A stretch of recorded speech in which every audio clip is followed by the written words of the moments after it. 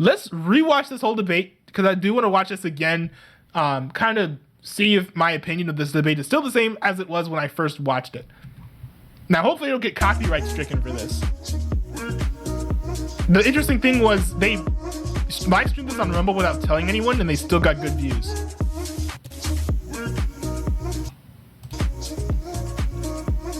They also like straight up lied before the debate because they were like, yo, if you watch this on stream or whatever, or post something about this on YouTube, like, we're going to take it down.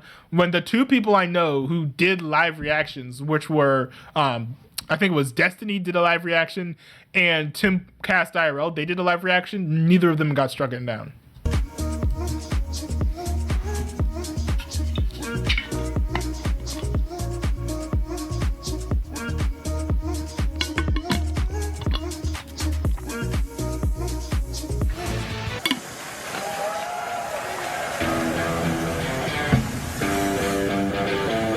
Some call it the heartland. Others flyover country. I also thought that was funny that they rated this TV-14, and the reason why they rated it TV-14 was because they played a clip from Rich Men North of Richmond, and he said the S word in the clip. That's literally why this whole debate was rated TV-14 on television. But for the 2024 presidential hopefuls, the Midwest is the place to land. Here, there is one battleground that may be harder to win than ever. Wisconsin. A state known for its beer and cheese, gridiron and grit, and also its razor-thin elections. In 2016, Republicans narrowly flipped the Badger State red for the first time since Ronald Reagan. But it was back to blue by 2020. That election came during an unprecedented year. The country was rife with tension. In the suburbs of Milwaukee, the division seemed deeper than ever. But that was just the beginning. 2 years later, the U.S. Supreme Court struck down Roe versus Wade, leaving the legality of abortion up to the states. In Wisconsin, that meant a nearly total ban. The power of that issue drove Democrats to the polls this year. Now, that new thin liberal majority on the court could have that abortion issue before it again, just as the race for the White House accelerates. Tonight, the Republican candidates will face off at the home of the Bucks and the Marquette Golden Eagles, hoping to return next July to this city on the shore of Lake Michigan to accept the Republican nomination at their party's national convention.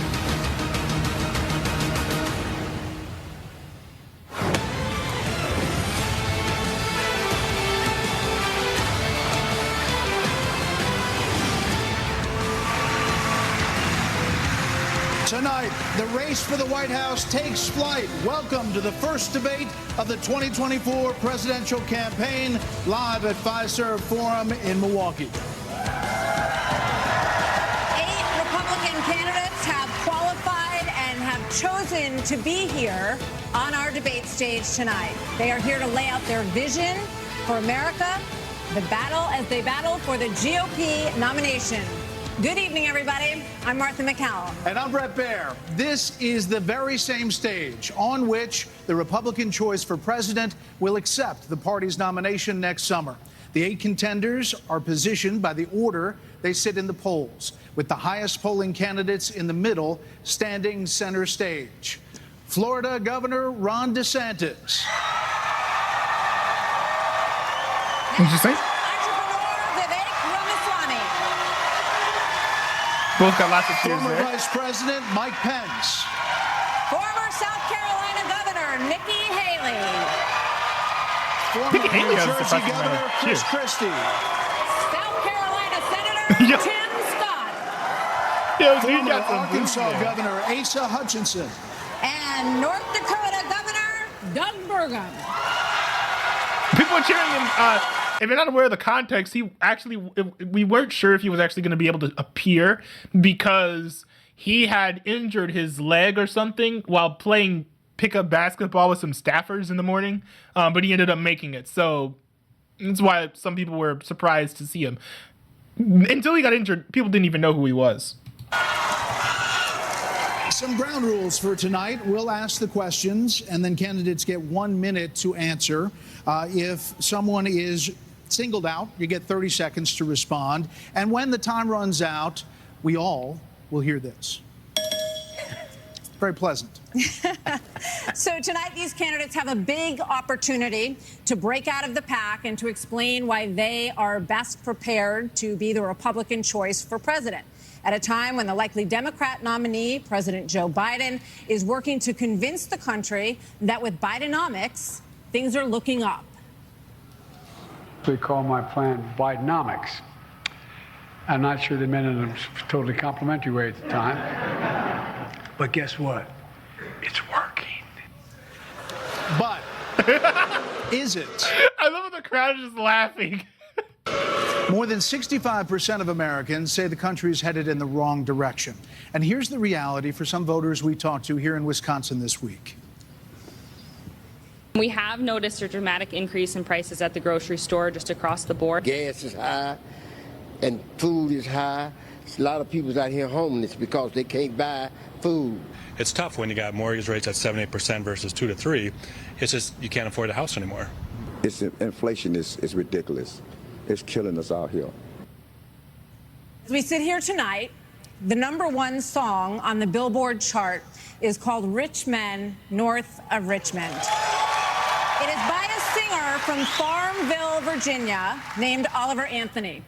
His lyrics speak of alienation, of deep frustration with the state of government and of this country. Washington, D.C. is about 100 miles north of Richmond. These rich men north of Richmond, Lord knows they all just want to have total control. Want to know what you think, want to know what you do, and they don't think you know, but I know that you do, 'cause your dollar ain't hey! And it's taxed to no end, 'cause the rich men north of Richmond. So, Governor DeSantis, That's a pretty why catchy. is this song striking such a nerve in this country right now? What do you think it means? Our country is in decline. This decline is not inevitable. It's a choice. We need to send Joe Biden back to his basement and reverse American decline. And it starts with understanding we must reverse Bidenomics so that middle-class families have a chance to succeed again. We cannot succeed as a country if you are working hard and you can't afford groceries, a car, or a new home, while Hunter Biden can make hundreds of thousands of dollars on lousy paintings. That is wrong. We also cannot succeed when the Congress spends trillions. Also, why is he looking like he's like staring straight into like a teleprompter or something? This feels like he's like reading something. But you know, he's notoriously known for not being the greatest at connecting with people. So, you know, when I first saw this debate, I did think this was the perfect venue for him, actually, because he's not talking with like real people. He's just like maybe arguing with a couple folks, or answering a question. But it's not like he's interacting with, you know, a group of people. And trillions of dollars. Those rich men north of Richmond have put us in this situation. And finally, we need to lower your gas prices. We're going to open up all energy production. We will be energy dominant again in this country. I mean, that's good. That's good. It could be because like Joe Biden's kind of shut down a lot of production, and that has contributed to the economic decline that we've been experiencing. done in the state of Florida. I pledge to you as your president, we will get the job done, and I will not let you down. Governor DeSantis. I don't know what that's about. Governor Christie, do you agree with Governor DeSantis just said there? And why would you be better on the economy than him? Well, look, I do agree predominantly with what Governor DeSantis just laid out. I think that if you asked every one of us up here, that we would agree predominantly with what he just laid out. Here's the difference. The difference is that we're going to have to work and make sure that we sell these ideas. And be able to put ourselves in a position where we get a majority of the vote, not only by winning the Congress and the Senate in 24, but also by having someone who's had the experience of doing it. Now, I was elected as a conservative Republican in a blue state with 61% of the vote. I mean, with a he's not Democratic that legislature against me the entire time. And we still through hard, strong decision making, brought them around to our point of view. We cut taxes in New Jersey. We cut debt in New Jersey. We made sure that each and every time we were confronted with bad democratic ideas, we stood and stopped them. And when there were good ideas, we brought people together to make progress going forward. Truth and accountability are the things we need to do to fight waste. When it comes to selling ideas, though, like, he clearly didn't sell his ideas well enough in 2016. So that might show some sort of weakness when it comes to Chris Christie's ability to sell ideas. And I'd say the last thing is this, Brett. We cannot sit by any longer and allow the kind of spending that's going on in Washington, because every dollar they spend is a dollar that these people are not allowed to spend on their children and their grandchildren. It's robbing our country, and it's wrong. Well, I missed this. The commitment to cut down on government spending. Now, I think that Trump made a similar claim, and he skyrocketed spending. So, yeah, we'll see whether or not, if he wins the election, whether or not Chris Christie, well, that sounds a little preposterous. But if he were to win the nomination in the presidency, I do wonder if he would follow up on this promise or not. Governor, let me just follow up very quickly. New Jersey, when you were governor, had the second lowest credit rating in the nation after Illinois, and it was downgraded 11 times. Yep. Yeah, and that's what happens when you inherit a blue state that has done that. But when you look at what we did on debt, Brett, in that state, we cut debt in that state, debt that had been left to us by 3 Democratic gubernatorial predecessors of mine. He didn't provide any stats, though. I mean, I don't know if he's telling the truth or not, but if Brett Baer is here saying that your credit rating has been downgraded 11 times, Chris Christie saying, we cut down some debt that we had from our 3 previous Democratic governors. Like, that isn't going to cut it for me. You need to come with stats, I think, if you're going to try to rebut this. Who ran up that debt tremendously. And what you also saw us do was to cut the unemployment rate in half. It was over 10% when I became governor in 2010. What we also did was cut pension payments to public employees to make sure that taxpayers were not being soaked by a public employee union system that was killing the taxpayer. Thank you, Governor. Senator Scott, excuse me. The song also goes after welfare programs. As a senator, now President Biden argued for freezing federal spending, this was back in the 80s, and dealing with sacred cows. He does not talk about that anymore. You have been a senator, though, for 10 years. So what have you done to rein in the increasing size of government? Well, thank you for the question. Over the last several years, I've had an opportunity to vote against spending package after spending package after spending package. What we also need to understand is that Joe Biden's Bidenomics has led to the loss of $10,000 of spending power for the average family. When you see 16% inflation, your gas is up 40%, your food is up 20%, your electricity is up 20%. We can stop that by turning the spigot off at Washington, sending the money back to the states, and allowing the decisions to be made at their own houses. I helped write the Tax Cuts and Jobs Act in 2017. We cut taxes for a single mom like the one that raised me by 70%, for dual households by 60%, returning to the average family $4,000. If you don't send it to Washington, we can't spend it. That's good news for the American people. Okay, but just to follow up, you did, during the Trump administration, you approved $4.4 trillion, $4.1 trillion, $1.7 trillion over the course of that administration. That's a lot of money. There's no doubt that during the Trump administration, when we were dealing with the COVID virus, we spent more money. But here's what happened at the end of our time in the majority. We had low unemployment, record low unemployments, 3.5% for the majority of the population, 70-year low for women. African Americans, Hispanics, and Asians had a... That's not the same, though, as government spending. Like, here I appreciate the approach of actually coming with stats, but these stats are completely irrelevant. She asked about the government spending, right? You guys spent a lot of money, right? And he's like, well, the unemployment was low. That's not what she asked, though.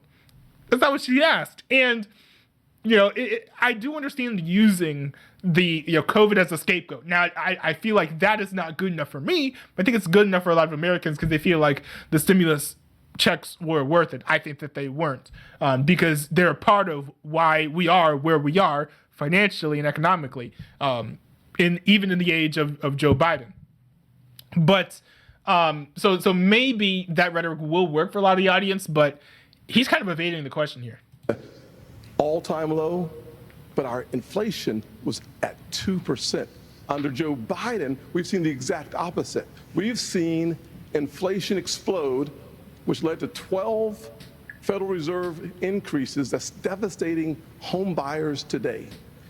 Mr. Ramaswamy, you're listening to these answers. If I may, hold on one second. We're going to, so I don't know if I get a chance to respond. He didn't mention you specifically, but we'll be with you in a second, Mr. Vice President. Mr. Ramaswamy, listening to all of this, why should voters choose you over more experienced politicians on this stage?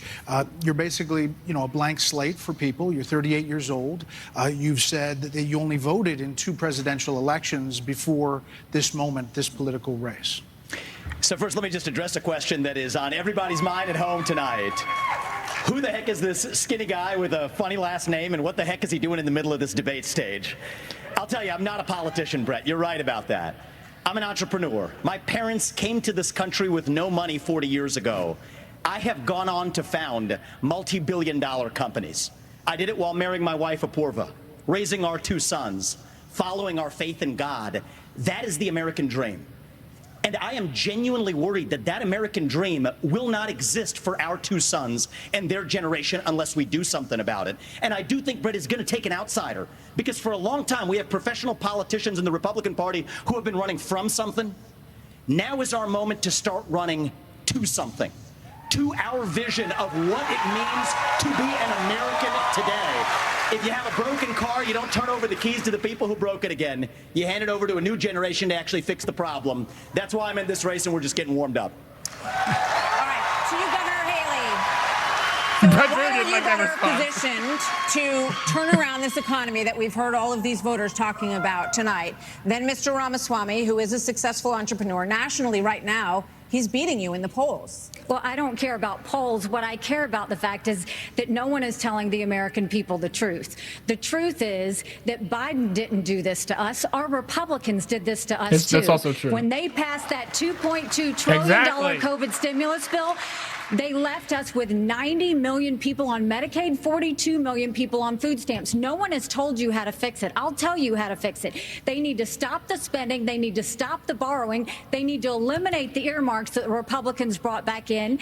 And they need to make sure they understand these are taxpayer dollars. It's not their dollars. And while they're all saying this, you have Ron DeSantis, you've got Tim Scott, you've got Mike Pence. They all voted to raise the debt. And Donald Trump added $8 trillion to our debt. And our kids are never going to forgive us for this. And so at the end of the day, you look at the 2024 budget, Republicans asked for $7.4 billion in earmarks. Democrats asked for $2.8 billion. So you tell me who are the big spenders. I think it's time for an accountant in the White House. That's a really good point. And this is the one thing on policy that I agree with Nikki Haley on more than any of the other candidates, right? I have, since Donald Trump gave out the stimulus checks, I've been saying this is going to be disastrous for the economy. And this has been proven to be true. And she's the only one willing to say it out loud. And I think it's in part because people enjoy having the extra money in their bank account. So if you go up to most people and say, hey, should we have really given out those stimulus checks? They would be like, yes. And if you said, we should have never done that, they would have said, no, you're wrong, evil, boo. And they would have thrown like bananas or something at your face, right? But she is willing to say the uncomfortable truth in this scenario. And that's why, in my opinion, even though she seemed like a moderate establishment candidate, she seemed at least to be principled on some level and have like a level head on her shoulders, at least to some extent. President Pence. Also, I'm surprised that the crowd is cheering for Nikki Haley, saying that the COVID stimulus checks were bad. Maybe it's because the crowd is not necessarily like the GOP base precisely. There are a lot of GOP normal people there, I'm sure, but I think that there were a lot of other people who were happy to hear someone slam Donald Trump, although maybe not as heavy as what we'll hear later on in this debate. 54% of voters say the cost of groceries is a, quote, major problem for them. Right. You blamed the Biden administration spending for that increase. But as vice president, your administration spent more than any prior, $7.8 trillion added to the national debt, $3.5 trillion of that before COVID. So does that mean that you're part of the spending problem? Well, first off, thanks for the question. Thanks for letting me respond to a reference to our administration's record. I'm incredibly proud of the record of the Trump-Pence administration. I mean, in 4 short years, we rebuilt our military. We revived our economy. We unleashed American energy. And we appointed 3 conservatives to the Supreme Court that gave the American people a new beginning for the right to life. Now, those are good points. Martha, you asked earlier who's the most best prepared for this job. And I must tell you, with all due respect to all of my friends on the stage, and even to one that's probably looking on, I think unquestionably I am the best prepared, the most tested, the most qualified and proven conservative in this race. I was a leader in the Congress of the United States. I led Indiana where we balanced budgets and had a AAA bond rating when I was governor. And as Vice President of the United States, we spent funding to backfill on the military cuts of the Obama administration, and then we were there in the worst pandemic in 100 years. All that being said, I was the first person in this race to say that we've got to deal with the long-term national debt issues. You got people on this stage But that hold won't on. even talk. Oh shoot! What the heck happened? Let me rewind this. But the dude, didn't he support the stimulus checks though? So that doesn't really sound like something that someone with a strategy of cutting down on, long-term debt would do. Pandemic in 100 years. All that being said, I was the first person in this race to say that we've got to deal with the long-term national debt issues. You got people on this stage that won't even talk about issues like Social Security and Medicare. I mean, Vivek, you recently said a president can't do everything. Well, I got news for you, Vivek. I've been in the hallway. I've been in the West Wing. A president of the United States has to confront every crisis facing America.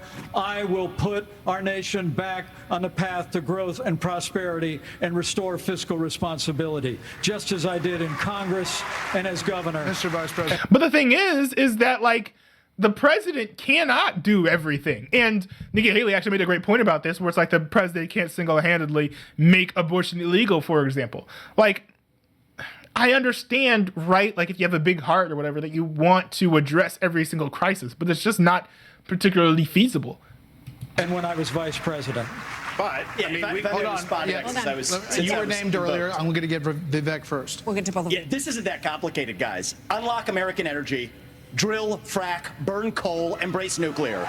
Put people back to work by no longer paying them more to stay at home. Reform the U.S. Fed, stabilize the U.S. dollar, and go to war. The only war that I will declare as U.S. president will be the war on the federal administrative state that is the source of those toxic regulations acting like a wet blanket on the economy. So I'm not sure I exactly understood Mike Pence's comment, but I'll let you all parse that out. For me, it's pretty simple. That's something a U.S. president can do with focus, and I'll deliver on it. Well, let me explain it to you. Let me explain it to you, Vivek, if I can. I'll go slower this time. I sometimes struggle with the reading comprehension. Look, I was a House conservative leader before it was cool. The what? That was not a great comment. Vivek, if I can. The what? I'll go slower. I will say, from what I remember, some bits of the first half of this debate were a little bit embarrassing for Vivek, as much as I liked a lot of what he said. This time. I sometimes struggle with the reading comprehension. Look, I was a House conservative leader before it was cool. I actually pushed a Deficit Reduction Act. That was the last time we actually reduced the national debt in the United States, when I was the leader of House conservatives. I balanced budgets and cut taxes when I was governor. I mean, look, Joe Biden has weakened this country at home and abroad. Now is not the time for on-the-job training. We don't need to bring in a rookie. We don't need to bring in people without experience. We need to bring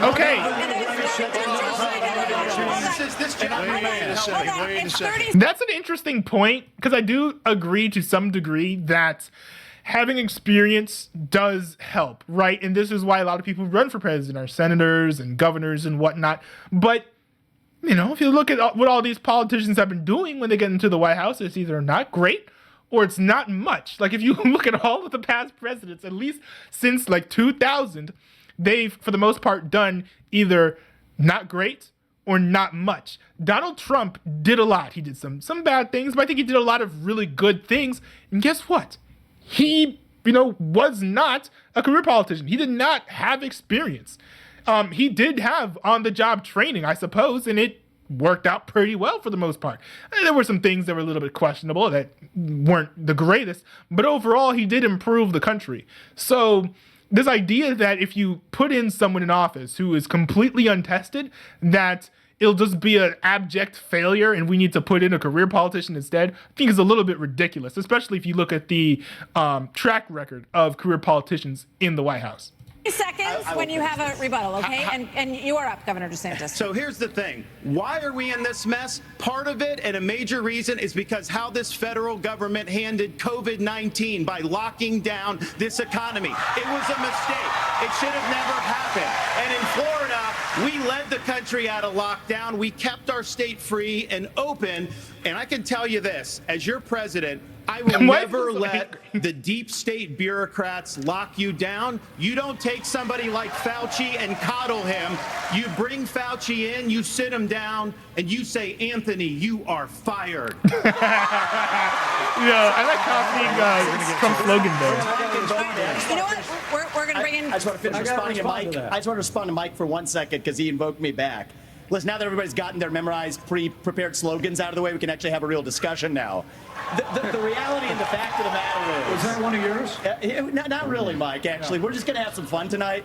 And the reality is, you have a bunch of people, professional politicians, super PAC puppets, following slogans handed over to them by their 400-page super PACs last week. The real choice we face in this primary is this. Do you want a super PAC puppet, or do you want a patriot who speaks the truth? Do you want incremental reform, which is what you're hearing about, or do you want revolution? Okay. And I stand on the side of the American revolution. We're going to take control back here. Interesting. I mean, I think that there are probably going to be some mixed reactions to that. I think the left wing will probably seize on that soundbite there of him calling for a clearly non-violent revolution, but say that it's extremist rhetoric. So I'm not sure if that was like the best choice of words there. Here. We need everyone to have a moment on the economy. Yeah. I think that's fair. Can I address the COVID there are two issue people that who the have governor not. brought up? We're going to get back to that. We are. There are two people who we have not heard from yet. So let's hear from Governor Burgum and then from Governor Hutchinson on the economy, sir. Well, great. Thank you, Martha. And of course, I'm from a town of 300 people. It's a big deal to make it on this stage with all these folks. But when they were all wishing me well, and I think I took them a little too literally when they said, go to Milwaukee and break a leg. But I do want to say on this, we're missing something. We can't just talk about the Biden economy because the economy, energy, and national security are all tied together. Of course, we're paying too much for our energy in our state, in our country right now. But part of the reason why is because of the Biden policies on energy. We've got a plan right now, the $1.2 trillion of Green New Deal spending buried in the Inflation Creation Act is something that is just subsidizing China. If we're going to stop buying oil from the Middle East and start buying batteries from China, we're just trading OPEC for Sinopec. And then belatedly, that's a good point. The Biden administration says, no, we're going to put sanctions on Russian oil. Well, we put sanctions on Russian oil. Well, then it's 20% off. Who's buying it? China. So if you buy a battery in this country, you buy a solar panel, it's being produced in a plant in China powered by coal, or it's being powered by oil and gas at 20% off. And every farmer in this country would like to buy diesel at 20% off, just like they're buying it in China. That's a good point. And later on, I think Vivek said this in a bit of a punchier way, but if you're, putting in all of these like anti-carbon policies, all that's going to do is just move the production of, those sources of energy overseas. You're not actually having any net decrease in carbon production. Governor Hutchinson, quickly. Thank you, Grant. Delighted to be here tonight. And let me just tell you that I'm a pro-life governor from a conservative state that have a conservative record in which I lowered taxes in Arkansas as governor. I created a $2 billion surplus that I passed over to my successor. And I made sure that we shrunk the size of government. We have 14% fewer state employees in Arkansas after I left government than when I took over as governor 8 years ago. I tell that because that's what we need in Washington, D.C.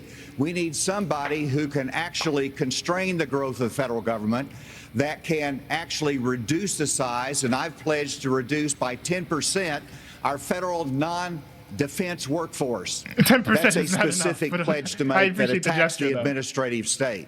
And let me applaud some of the business partners that are here that have had success in business. But let me tell you, I've been a federal prosecutor. I've served our country in... So we're talking about spending, right? Spending in the national debt. And this dude has the temerity to come up here and be like, you know what? Some of you guys were, really good at businessmen, and I applaud you guys for balancing budgets. But you know what? I've been a prosecutor. So, hey, pick me instead to, help out with the financial issues of America. In terms of being head of the DEA, in Homeland Security, in times of crisis.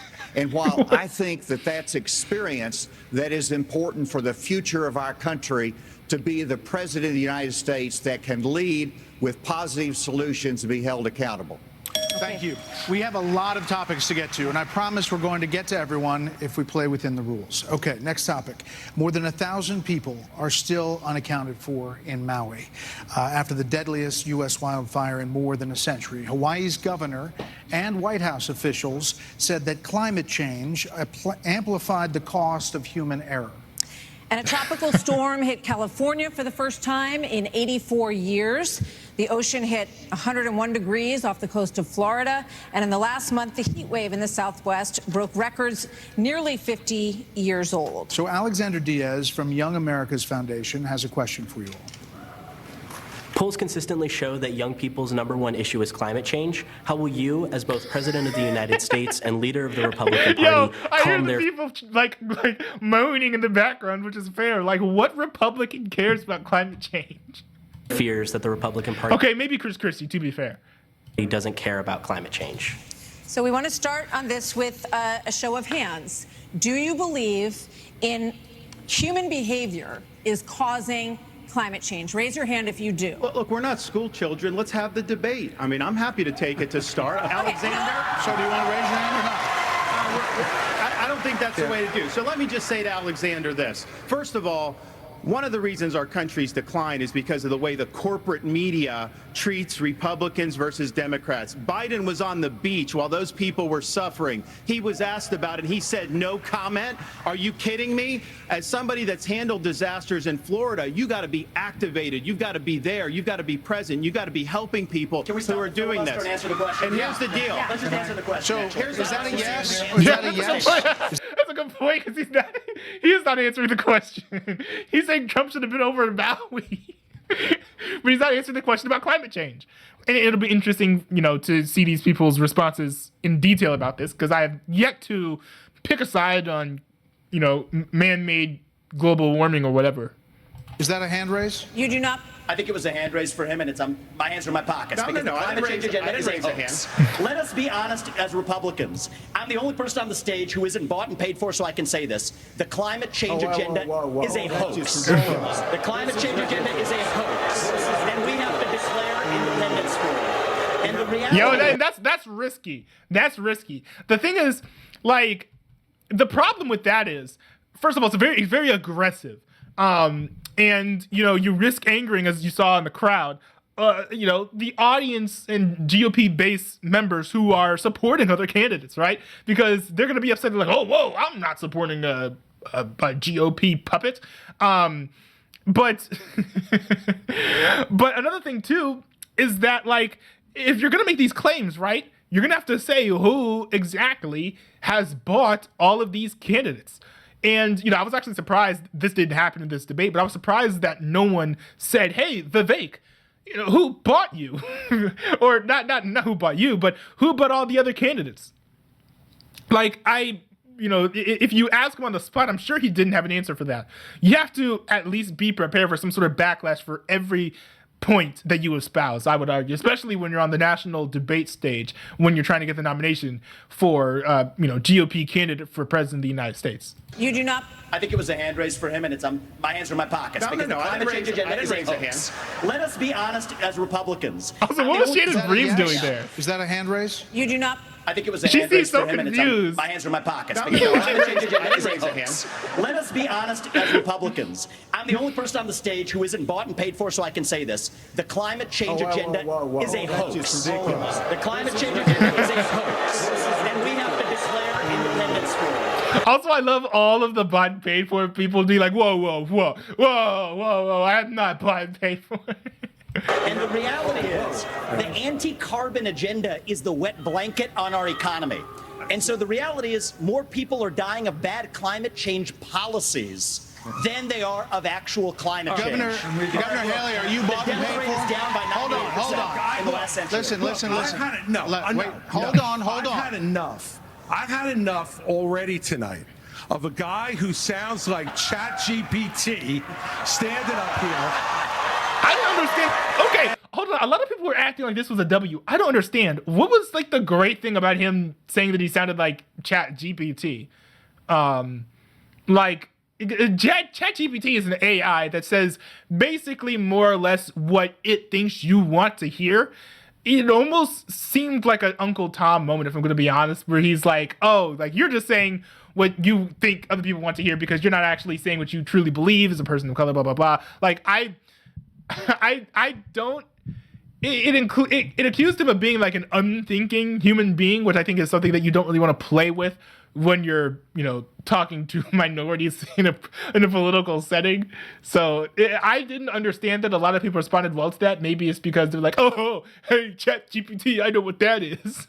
But for me, I'm like, what do you mean by that? I'm so confused. And the last person in one of these debates, Brett, who stood in the middle of the stage and said, what's a skinny guy with an odd last name doing up here, was Barack Obama, and I'm afraid we're dealing with the same type of amateur standing on stage tonight. Come on, give me a hug. Give me a hug just like you did to Obama. Same type of amateur.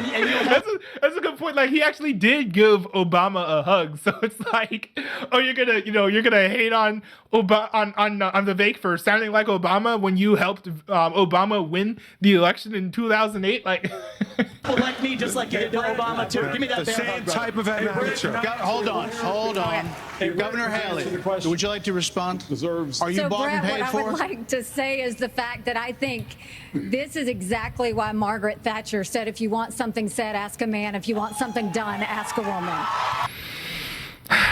I think she has to realize that she's not running for like Democratic nominee. These sorts of like sexist appeals are not going to work well in the GOP. I don't know why she just threw that out there. That was kind of cringe. I know we hear a bunch of like I don't know, moderate Republicans' wives out there cheering in the crowd, but I just don't see that appealing to the GOP base at all. First of all, we do care about clean air, clean water. We want to see that taken care of, but there's a right way to do it. And the right way to do it is, first of all, yes, is climate change real? Yes, it is. But if you want to go and really change the environment, then we need to start telling China and India that they have to lower their emissions. That's where our problem is. Yeah. And these green subsidies that Biden has put in, all he's done is help China, because he doesn't understand all these electric vehicles that he's done, what that does. Half of the batteries for electric vehicles are made in China. Wait, is she conservative? I thought she was a moderate, but now that I'm looking at it, she has not given a moderate response to anything. I do know later on that she says that she supports the forever war in Ukraine, but I mean, earlier she said that we need to reduce spending, which is actually kind of counter towards the forever war in Ukraine. In here, she's saying that we don't need to be on board with the climate agenda that's basically just exporting the same carbon-heavy energy productions that we're already doing here over to China and India, and not, decreasing them overall across the globe at all. Like, these are actual like conservative policies. I mean, this is actually impressive. I'm happy with this, actually. And so that's not helping the environment. You're putting money in China's pocket, and Biden did that. So first of all, I think we need to acknowledge the truth, which is these subsidies are not working. We also need to take on the international world and say, okay, India and China, you've got to stop polluting, and that's when we'll start to deal with Senator Scott, are you bought and paid for? Absolutely. Are you bought and paid for? I'm sorry? Are you bought and paid Absolutely not. I mean, here's what the American people deserve is a debate about the issues that affect their lives. Going back and forth being childish is not helpful to the American people to decide on the next leader of our country. Number one, wait a second. Number two, as a kid who grew up in a single-parent household mired in poverty, I wondered, was the American dream real for kids who were devastated by poverty, devastated by the challenges of life?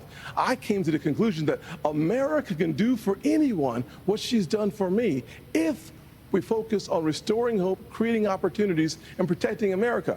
If we want the environment to be better, and we all do, the best thing to do is to bring our jobs home from China. If we create 10 million new jobs in my Made in America plan, we will have a better economy and a better environment. Let me tell you why I say that. Huh? Wait, how is moving jobs to America going to help our climate? I don't. Where's the connection there? I'm a little bit lost, right? And I like the guy, like as a person, but I'm like, huh? What? Brett, America. Do it quickly. America has cut. I'm a Southern boy. I talk slow. So America. Another one. That was quick. America has cut our carbon footprint in half in the last 25 years. The places where they are continuing to increase: Africa, 950 million people.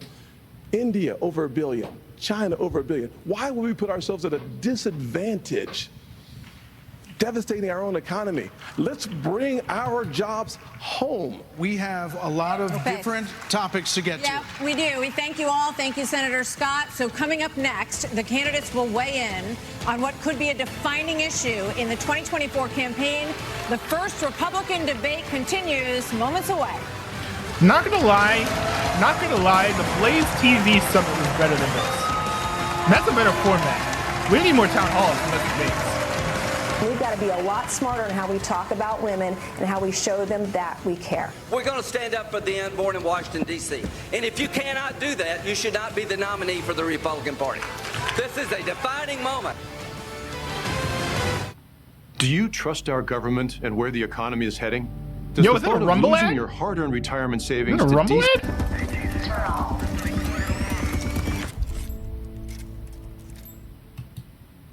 Rumble has to be a place that welcomes everybody, where you feel free to be who you are, where you respect another person's freedom in exchange for your own freedom for being respected. I believe that ultimately and fundamentally, we can do this together without top-down authority, that we can regulate democratically our own community. You can be you, I can be me, without judgment, beyond acceptance, love, and enthusiasm for the billions of ways that it's possible to be a human being.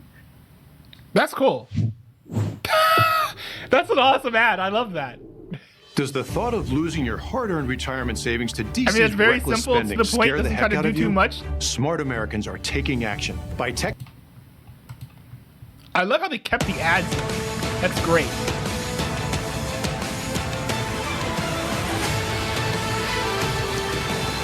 Abortion has been a losing issue for Republicans since the Dobbs decision. In 6 state referendums, all have upheld abortion rights in this country. And even in red states, there are more swing state referendums that are coming up as we head into the elections as well on this. So, Governor Haley, what do you say to your party and to your state, which today confirmed a 6-week abortion law as well, especially the impact on women suburban voters across this country?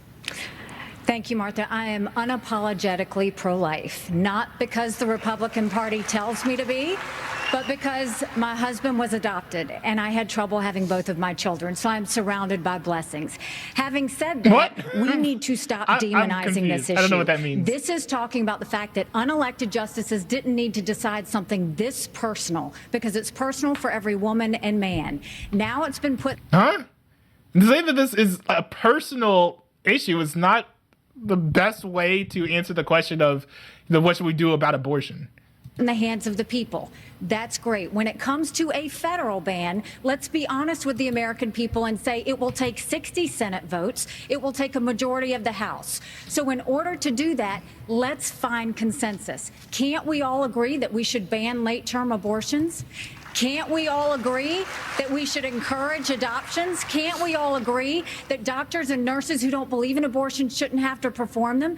Can't we all agree that contraception should be available? And can't we all agree that we are not going to put a woman in jail or give her the death penalty if she gets an abortion? Let's treat this like a respectful issue that it is and humanize the situation and stop demonizing the situation. I mean, that's actually not too bad. Not too bad of a response. Like, it makes sense, and I think a lot of politicians try to offer more than they can give by saying, oh, elect me and we will get rid of abortion. Like, ain't no Republican president going to be able to do that single-handedly. Nikki Haley is completely right. If you want to get rid of abortion in the United States of America, you need to vote for pro-life governors and pro-life senators.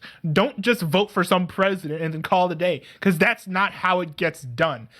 You can have a federal solution for the abortion issue, but that's only going to come from, enough pro-life local leaders being elected and then moving forward with this action that we're calling for. Brett, But in the meantime, it definitely makes sense to say, you know what, the lowest common denominator is literally almost everyone wants to ban third trimester abortion. Nobody agrees, right, that we should be like chopping off, infants' heads off like as soon as they leave the birth canal. Like, ain't nobody supports that. But there are going to be people who are plans of abortions at the first trimester, the second trimester, but third trimester. Overwhelmingly, I think it's 70% of Americans, support banning abortion at the third trimester. So it does make sense to try and rally around some sort of consensus to take these polls and turn them into reality when it comes to federal legislation. You're not mentioned, Vice President Pence. Governor DeSantis, you signed a 6-week abortion ban in Florida. One of your biggest financial backers said that you need to, quote, shift to get moderates or you will lose. What do you say to him and others who say politically that is a tough thing to sell nationally?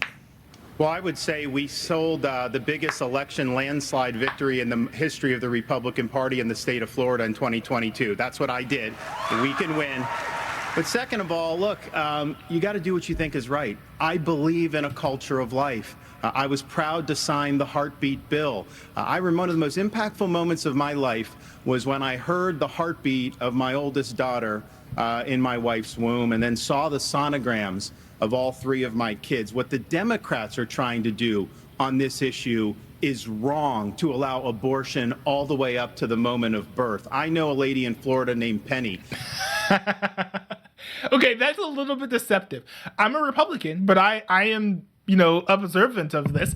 The majority of Democrats, I don't think, support abortion all the way up to birth. That's only a handful of extremists. A whole lot of Democrats, I would argue the majority, but I would need to check the stats, agree that we do need to ban abortions at the third trimester. She survived multiple abortion attempts. She was left discarded in a pan. Fortunately, her grandmother saved her and brought her to a different hospital.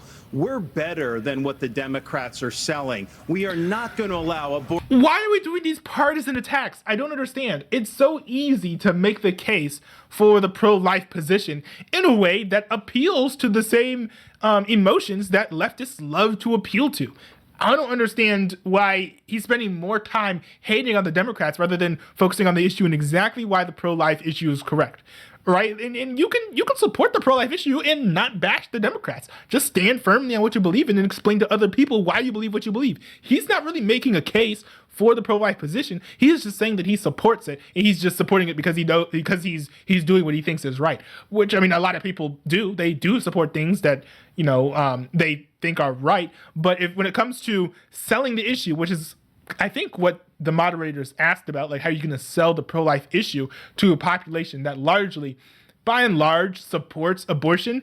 The answer can't really just be, well, I'm just going to do what I think is right, because you do need a strategy to win the hearts and minds of the pro-choicers in order to bringing them into the pro-life cause. Abortion all the way up till birth, and we will hold them accountable for their extremism. But just to be clear, Governor, would you sign a 6-week Also, ban federal? the way that he's been speaking this entire time, it does not really. there was a moment where I was like, is this like a Westworld robot at the end where he just like froze? Like, he has not come off as a particularly personable individual when he speaks. I don't know why. Are selling. We are not going to allow abortion all the way up till birth, and we will hold them accountable for their extremism. But just to be clear, Governor, would you sign a 6-week ban federally? I'm going to stand on the side of life. Look, I understand Wisconsin is going to do it different than Texas. I understand Iowa and New Hampshire are going to do different. But I will support the cause of life as governor and as president. Wait, so I mean, the question should be, would you like sign off on an anti-abortion bill as president, right? I think that's the relevant question. Of course, Wisconsin and all these other states are going to do whatever they want to do. But, you know, if you're a president, right, what you're supposed to either say is, hey, I got a federal solution, or be like, no, I don't have a federal solution. It's kind of like a wishy-washy, like, yeah, I'm pro-life. I don't know if I buy that completely. President Pence, you're shaking your head. Have a national. Hold on, Senator. Vice President Pence, you're shaking your head. Well, look, I'm not new to this cause. After I gave my life to Jesus Christ as my Lord and Savior, I opened up the book and I read, "Before I formed you in the womb, I knew you. And see, I set before you life and death, blessings and curses. Now choose life." And I knew from that moment on, the cause of life had to be my cause. See, exactly. This is what you need to do on the presidential debate stage if you're trying to sell the issue of life. Now, I know that's not going to appeal to a lot of non-Christians, but you at least have to give some sort of explanation for why you believe what you believe, because extremists are running around being like, oh, these right-wingers, they're pro-life because they hate women and they're just trying to get us back into the days of like the Handmaid's Tale or something. But if you clearly explain why you support the pro-life cause, then I think that gives less room for these extreme interpretations of why pro-lifers believe what they believe. And I've been a champion for life in the Congress, a champion for life as governor and as vice president. And to be honest with you, Nikki, you're my friend, but consensus is the opposite of leadership. When the Supreme Court returned this question to the American people, they didn't just send it to the states only. It's not a states only issue, it's a moral issue. And I promise you, as President of the United States, the American people will have a champion for life in the Oval Office. Can't we have a minimum standard in every state in the nation that says when a baby is capable of feeling pain, an abortion cannot be allowed? A 15-week ban is an idea whose time has come. It's supported by 70% of the American people, but it's going to take unapologetic leadership that stands on principle and expresses compassion for women in crisis pregnancies. I'll do that as President of the United States. He called my name, so I want to respond to that. 30 seconds. So first of all, I will say it is in the hands of the people, and that's where it should be. But when you're talking about a federal ban, be honest with the American people. We haven't had 45 pro-life senators in over 100 years. So no Republican president can ban abortions any more than a Democrat president could ban all those state laws. Don't make women feel like they have to decide on this issue when you know we don't have 60 Senate votes in the House. 70% of the American people support legislation to ban abortion after a baby is capable of experiencing pain. Exactly. And we need more politicians who are willing to accept the fact that as president, you literally can't do everything. And I think it's kind of funny because wasn't this is actually the same thing that Mike Pence was rubbing up against Vivek Ramaswamy on, right? Mike Pence running over here saying there should be a federal solution for everything. No, there should not be a federal solution for everything. The government does not have that power for a reason. Nikki Haley understands this. Vivek Ramaswamy understands this. Mike Pence, for all the experience that he has, should understand this, especially when he was the one who was brushing up against Donald Trump, who was trying to come up with a federal solution, you might say, for election irregularities in the 2020 election. it's completely strange to me that Mike Pence had lots of experience with Donald Trump, who was a big government candidate, but ran into issues when he tried to force a result on the 2020 election that he just didn't have the power to force, is now saying that the federal government should be able to do whatever it wants in order to solve all of the problems in the world. That just seems like kind of hypocritical. There'd be no reason for any sort of rift between him and Donald Trump if he was going to go lockstep with whatever Donald Trump said and said, you know what, Donald Trump, I do agree that, you are the supreme leader who has the power to change the shifts in the wind and solve all problems that exist in modern America. It's just going to take leadership. Hold on. 70% of the Senate does not. You have to be honest with the American people. We have to have a 15-week limit. Let's get Governor Bergman for one minute here. I'm glad that Tim Scott also was able to get a word in and be like, yeah, we have to have a 15-week limit. So, but the Supreme Court did overturn Roe v. Wade. And the result of that decision was that it went back to the states. So that's where it is right now. So as I understand it, you are not in favor of a federal ban. What do you say about the states? There's about 5 of them, including New Jersey, I think a few others, that allow abortion up until the time of birth, though. If you were president, would you be able to abide that? Well, first of all, I'm a pro-life governor of a very pro-life state. And this issue is, of course, very important. But I am on the record, and I stand behind that we should not have a federal abortion ban. We should not. And the reason why we shouldn't is very simple. It's the 10th Amendment in the Constitution. In the Constitution, which the states created the federal government, not the other way around, it says that there were certain duties allowed to the federal government delegated to them by the states. The rest are left to the states, or importantly, or to the people. We need to get back to... Hold on! We're talking about the Constitution, right? We're talking about the Constitution because the Supreme Court literally said that constitutionally, right, the federal government can come up with a codification or a ban for abortion, or the states can. The Supreme Court literally said that constitutionally you can have a federal abortion ban. So why is he brushing up against the Supreme Court? Is he saying the Supreme Court is wrong? It's kind of a weird place to put yourself as a presidential candidate. To freedom and liberty for the people in this country. And we can't have Republicans who fight for 50 years for this great cause and to return it back to the states, and then the next day they turn around and go, no, the feds should do that, because the feds are stepping into people's lives, they're stepping into people's businesses over and over. If we say that the feds should be in on this one, where do we stop? I say that we follow the Constitution, and this is returned to the states. This is where it should be. But Governor Burgum, you signed a 6-week ban. Time out. You signed a 6-week ban. Governor Burgum, you signed a 6-week ban. That's not hypocritical. That's not hypocritical because he's saying that the states have the power, not the federal government. I disagree with that. But if you're pro-life, it's not hypocritical to be like, yo, I'm a governor of a state and the federal government doesn't have the power to do this, but I'm part of the state and I'm going to say, yo, 6-week ban. Let's do it. Like, I don't know why he's acting like this is some sort of gotcha. This entire debate is probably the worst I have ever seen out of Bret Baier, which, granted, wasn't even that bad compared to a lot of other folks, but I was a little bit disappointed in him from this outing. So you're saying federally, it's all going to go to the states? Yes, and what is going to work in New York will never work in North Dakota, and vice versa. That's Governor why 50 states. What? That's why 50 states. What? That doesn't make any sense. What? Like, oh my goodness. The idea that just because different things work better in different states means that you just can't have any federal laws? Like what's the logic? What is the logic? What's it called? What's the logic tree of this?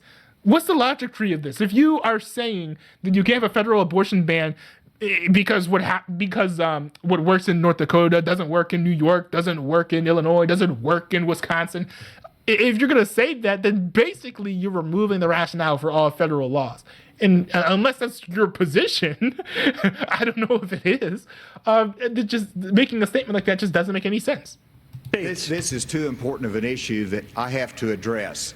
First of all, the Supreme Court gave it back to the elected representatives, whether it's the states or whether it's the United States Congress. So there is authority, and that's why President Biden is pushing for a Democrat proposal, which is in essence, abortion on demand through the term. So they have their extreme position at a national level.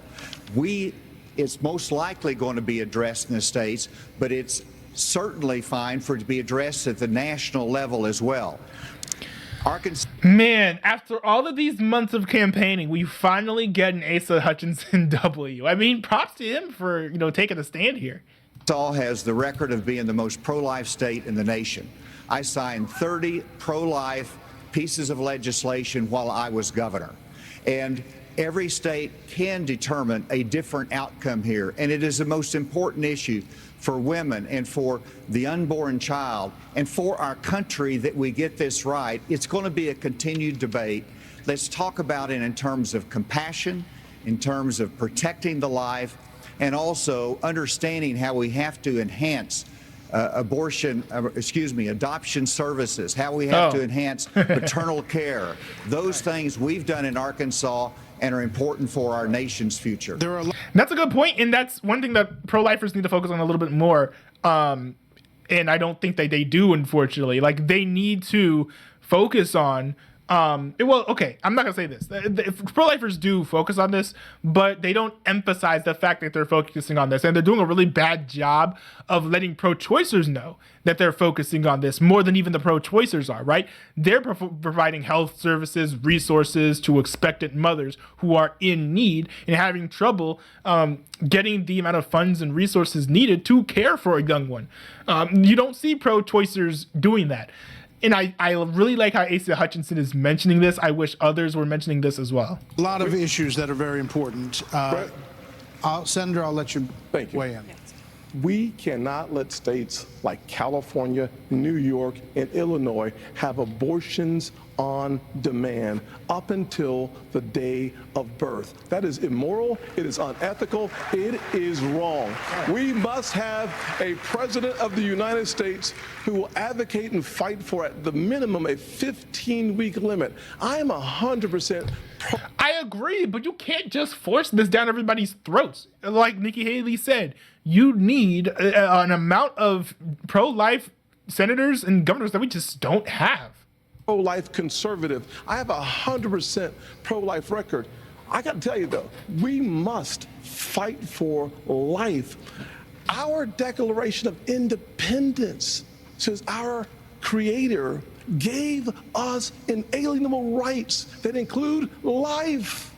That is a list. That is an issue we must solve. We can't leave it to Illinois. We can't leave it to Minnesota. We can't leave it to Illinois. We must solve that issue with a 15-week limit at a minimum. Brett, I think we're all pro-life, but what I would love is for someone to ask Biden and Kamala Harris, are they for 38 weeks? Are they for 39 weeks? Are they for 40 weeks? Because that's what the media needs to be asking. All right, another issue is America and the crime crisis, the homelessness crisis. American cities are in decline. People are moving out as homelessness, drugs, crime move in. There are problems accelerated. They did accelerate during the pandemic and are still rising, actually. Murders in Los Angeles, New York, Chicago, all up 30% between 2019 and 2022. Homelessness is up 11%, the largest jump in recorded history.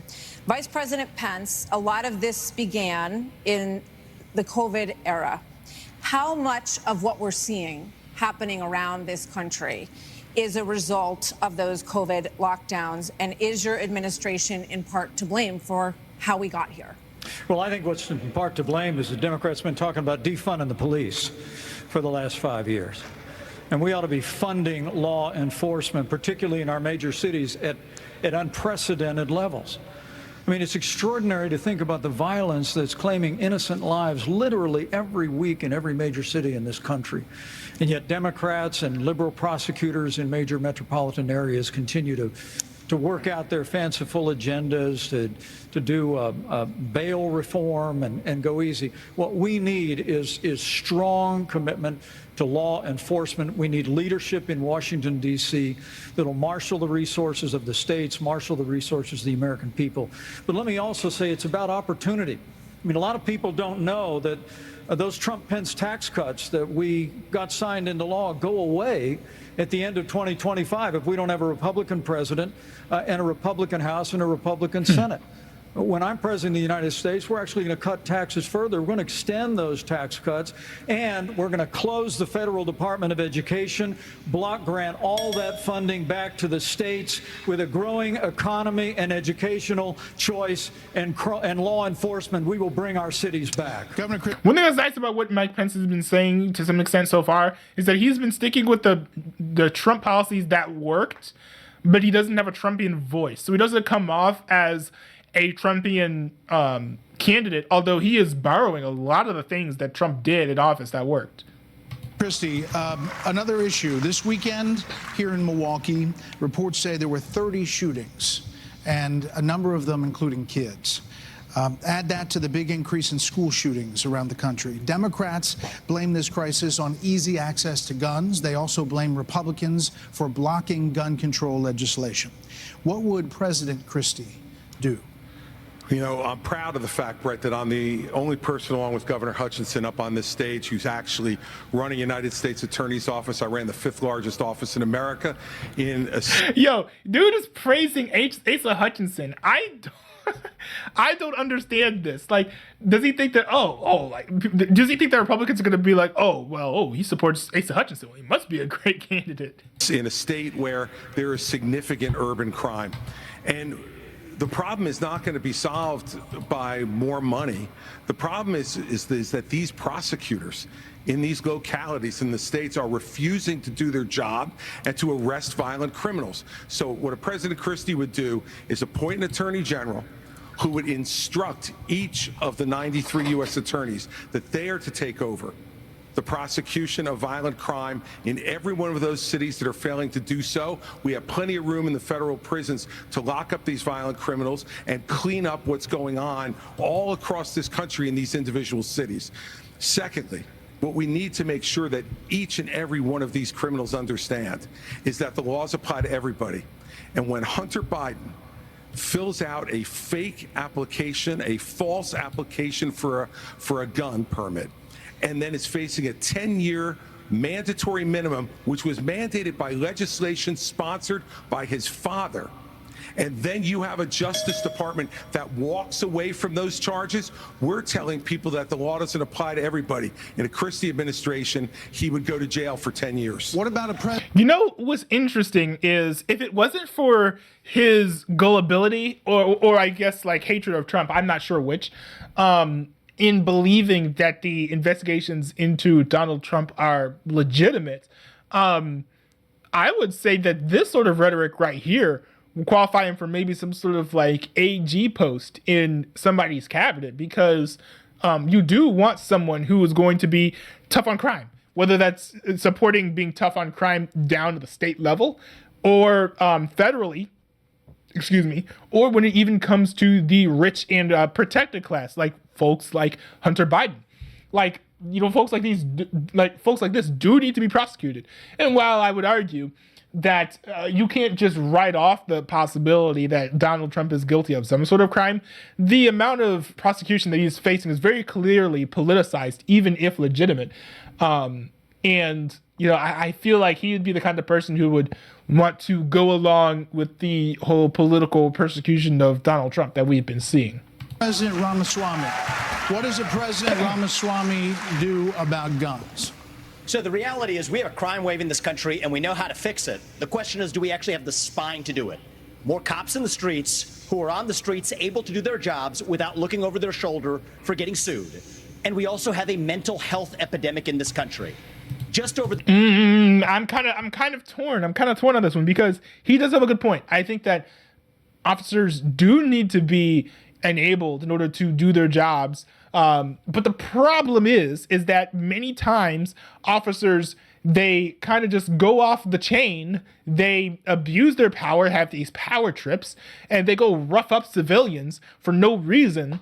And then they get off scot-free. Now, the problem isn't, you know, necessarily like getting sued or whatever. The problem is actually unions. So unions, I do see the value of some unions, but if you look at the law enforcement and teachers specifically, the unions are preventing bad law enforcement officers and bad teachers from being fired when they should be. You've seen in many of these instances where a police officer shoots an unarmed individual that this individual had, not the individual, but the law enforcement officer had many complaints leading up to that incident.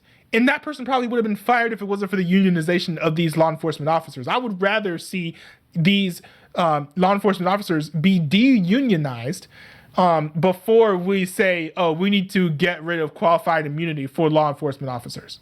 For the same period that we have closed mental health institutions, we have seen a spike in violent crime. Do we have the spine to bring them back? I think we should. As president, I will. But it's not just drugging up people in those psychiatric institutions with Zoloft and Seroquel. It's a deeper issue. I think faith-based approaches can play a role here, too.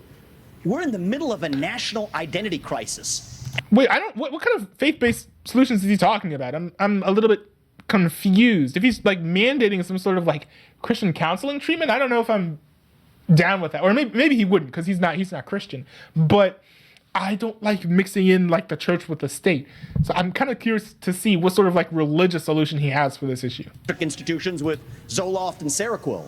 It's a deeper issue. I think faith-based approaches can play a role here, too.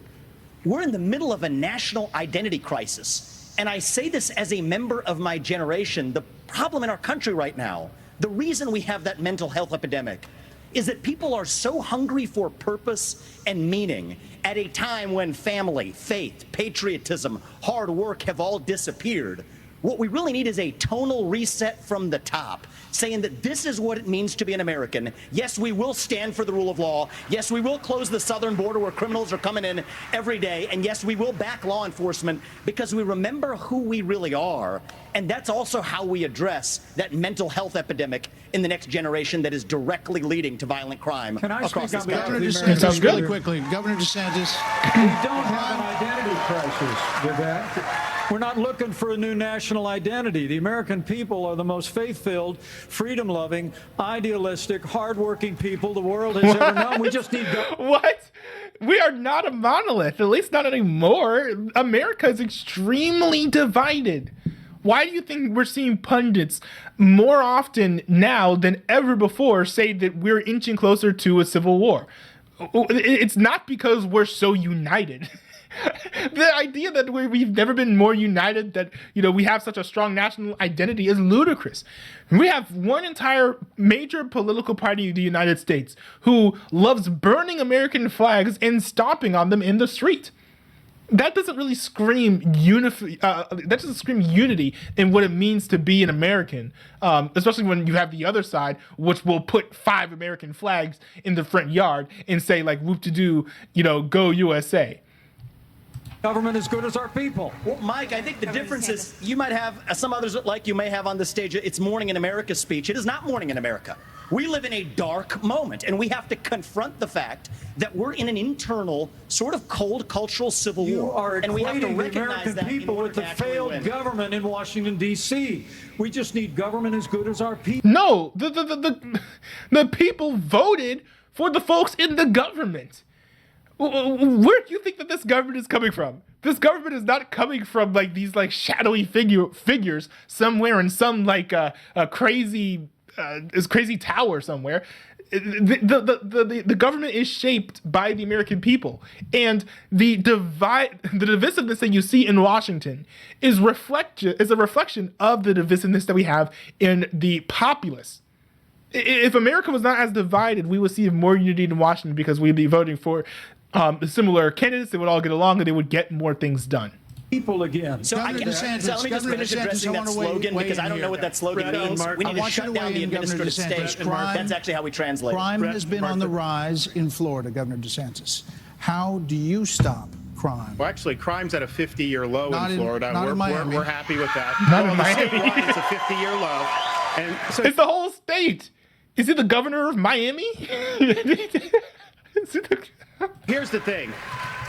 These hollowed out cities, this is a symptom of America's decline. And one of the biggest reasons is because you have George Soros funding these radical left-wing district attorneys. They get into office and they say they're not going to prosecute crimes they disagree with. The inmates start running the asylum. There's one guy in this entire country that's ever done anything about that. Me. When we had 2 of these district attorneys in Florida elected with Soros funding who said they wouldn't do their job, I removed them from their posts. They are gone. I mean, that's good. And I wonder if Vivek, like cake, is going to be able to say, oh, well, Ron DeSantis is bought and paid for. He's literally denouncing George Soros and, demonstrating that he's willing to go toe-to-toe with George Soros and his cronies. So I'm no fan of Ron DeSantis, don't get me wrong, but this does not make it seem like he is some sort of corporate puppet to me. And as president, we are going to go after all of these people because they are hurting the quality of life and they are victimizing innocent people in every corner of this country, and it will stop when I get into office. Okay, one more here before the break, Governor Burgum. Brett and Martha, I just thought it was interesting. You asked your question about the problems we're having in big cities. Nobody ever asked the question of what about the crime wave in small towns? Because in a small town, neighbors help neighbors. People understand each other. If a farmer gets sick, everybody comes together and helps him get the crop off. There's accountability. There's transparency. One thing that I think this country could use is somebody in the White House that understands small town values, because that's our road back to get this country on track. But you can't, as president, you can't mandate that every city become a small town. Like, I do understand that it is good to understand these values, but that doesn't mean that you automatically have to vote for someone from a small town, because you can't make these cities be like small towns. It's kind of a silly statement. I don't know where he was going with that or why he thought it would be a good idea to bring that up. Governor Hutchinson? As former head of the DEA, I understand the drug crisis in America. And right now, whenever you look at the challenges in our inner city, wait, as the DEA, did he actually do something about this issue, though? Because I'm sure that, the state of the DEA is probably a big reason why things are the way they are right now. There's 3 simple words that would be helpful. 1, enforce the law when it comes to crime. Secondly, let's deal with the challenge of fentanyl. And it's both about stopping the fentanyl coming from Mexico, but it's also about education of our young people, making sure that we have the tools that are needed for addiction counseling. That's what we expanded in Arkansas as well. Whenever you look at the underlying challenge of America, though, no one likes to see an America with smash and grab in our inner cities. As President of the United States, that will stop. It starts at the interesting chat. Josiah J. Van Reenem said, make your bed. To you, I say, buy some glasses. Okay. I made my bed, you can buy some glasses. Let's make a deal there. The top with the respect for our justice system that a former president who's under indictment has undermined by attacking judges, by attacking prosecutors, by attacking the system and saying he's aggrieved. And so we have to have respect for our justice system and the rule of law, and it starts at the top with the President of the United States. Brett, thank you. Hold on. Take a break. So, speaking of that, I don't know. right now it was really weird of him to say, oh, I was head of the DEA, without saying what he did at the DEA and how that statistically made things better while he was in charge of the DEA. It actually made me think that he wasn't really that great at the DEA when he was there. Live at Fulton County Jail, where former President Donald Trump will be processed tomorrow. So next. Is that Ted Cruz in an ad? What? Okay, interesting. Is it frozen? What's up? Okay, here we go.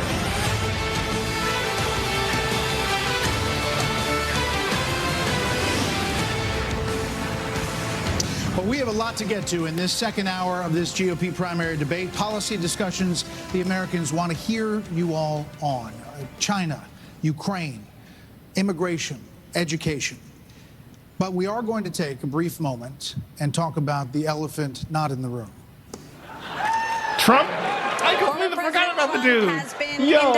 I so wish that Donald Trump wasn't running for president, guys, because we have so many better options. Some of these options aren't even on this stage. Like, we could We could do so much better than Donald Trump. Now, I don't know whether or not we will pick someone way better than Donald Trump, but there's so many better options than Donald Trump. And I say this as a conservative, not someone who wants to put in some sort of, moderate establishment presidential candidate, but someone who believes in conservatism, at least the way that it's been espoused over the past 16 years or so, that we need to shrink the government, that we need to crack down on crime, that we need to get production up, and we need to boost the economy by not having in all of these crazy policies that all they really do is limit our ability to produce things, to sell things, and to export things, and cause us to import things as well. Those types of policies, I think we could have anyone other than Donald Trump in office and establish that kind of leadership and that kind of federal government. But I don't understand why so many people are enamored with Donald Trump, if I'm being completely honest. Oh, hey, Luke Hartzler said in the chat, nice to see you here in the chat. Why isn't Obama on the panel? Well, his time is come and gone, my friend. He has served 2 terms in the when it comes to being president of the United States. And actually, some have argued that he may have some hand in some present policies of Joe Biden's. But in any case, I think that his popularity has waned a little bit. I don't really see him making too many waves politically anymore. I don't even see him as a kingmaker who can be like, yeah, I support Joe Biden as president of the United States. Go vote for him. Like, I don't really see him doing that. In 4 different states on 91 counts. He will be processed tomorrow in Georgia at the Fulton County Jail for charges relating to the 2020 election loss. You all signed a pledge to support the eventual Republican nominee. If former President Trump is convicted in a court of law, would you still support him as your party's choice? Please raise your hand if you would. Vivek is first. Yo, I love this moment. Literally everyone to the left of Vivek Ramaswamy waited to see what Vivek Ramaswamy would do before raising up their hand, which is interesting because it makes sense. I think Vivek Ramaswamy is one of the few people up there who was completely in touch with what the GOP base wants. But this makes Ron DeSantis look like he is an empty vessel. It does not make him look like someone who has his own ideology and his own vision for the future. He's looking to his left, looking to his right, and then raising his hand in order to say whether or not he would literally pick a political position on what he would do as president of the United States. I am not a big fan of that. And this guy has seemed this entire debate to be wishy-washy on how he'll answer various questions. Whether or not he'll raise his hands or whatever. This is not a great look for him.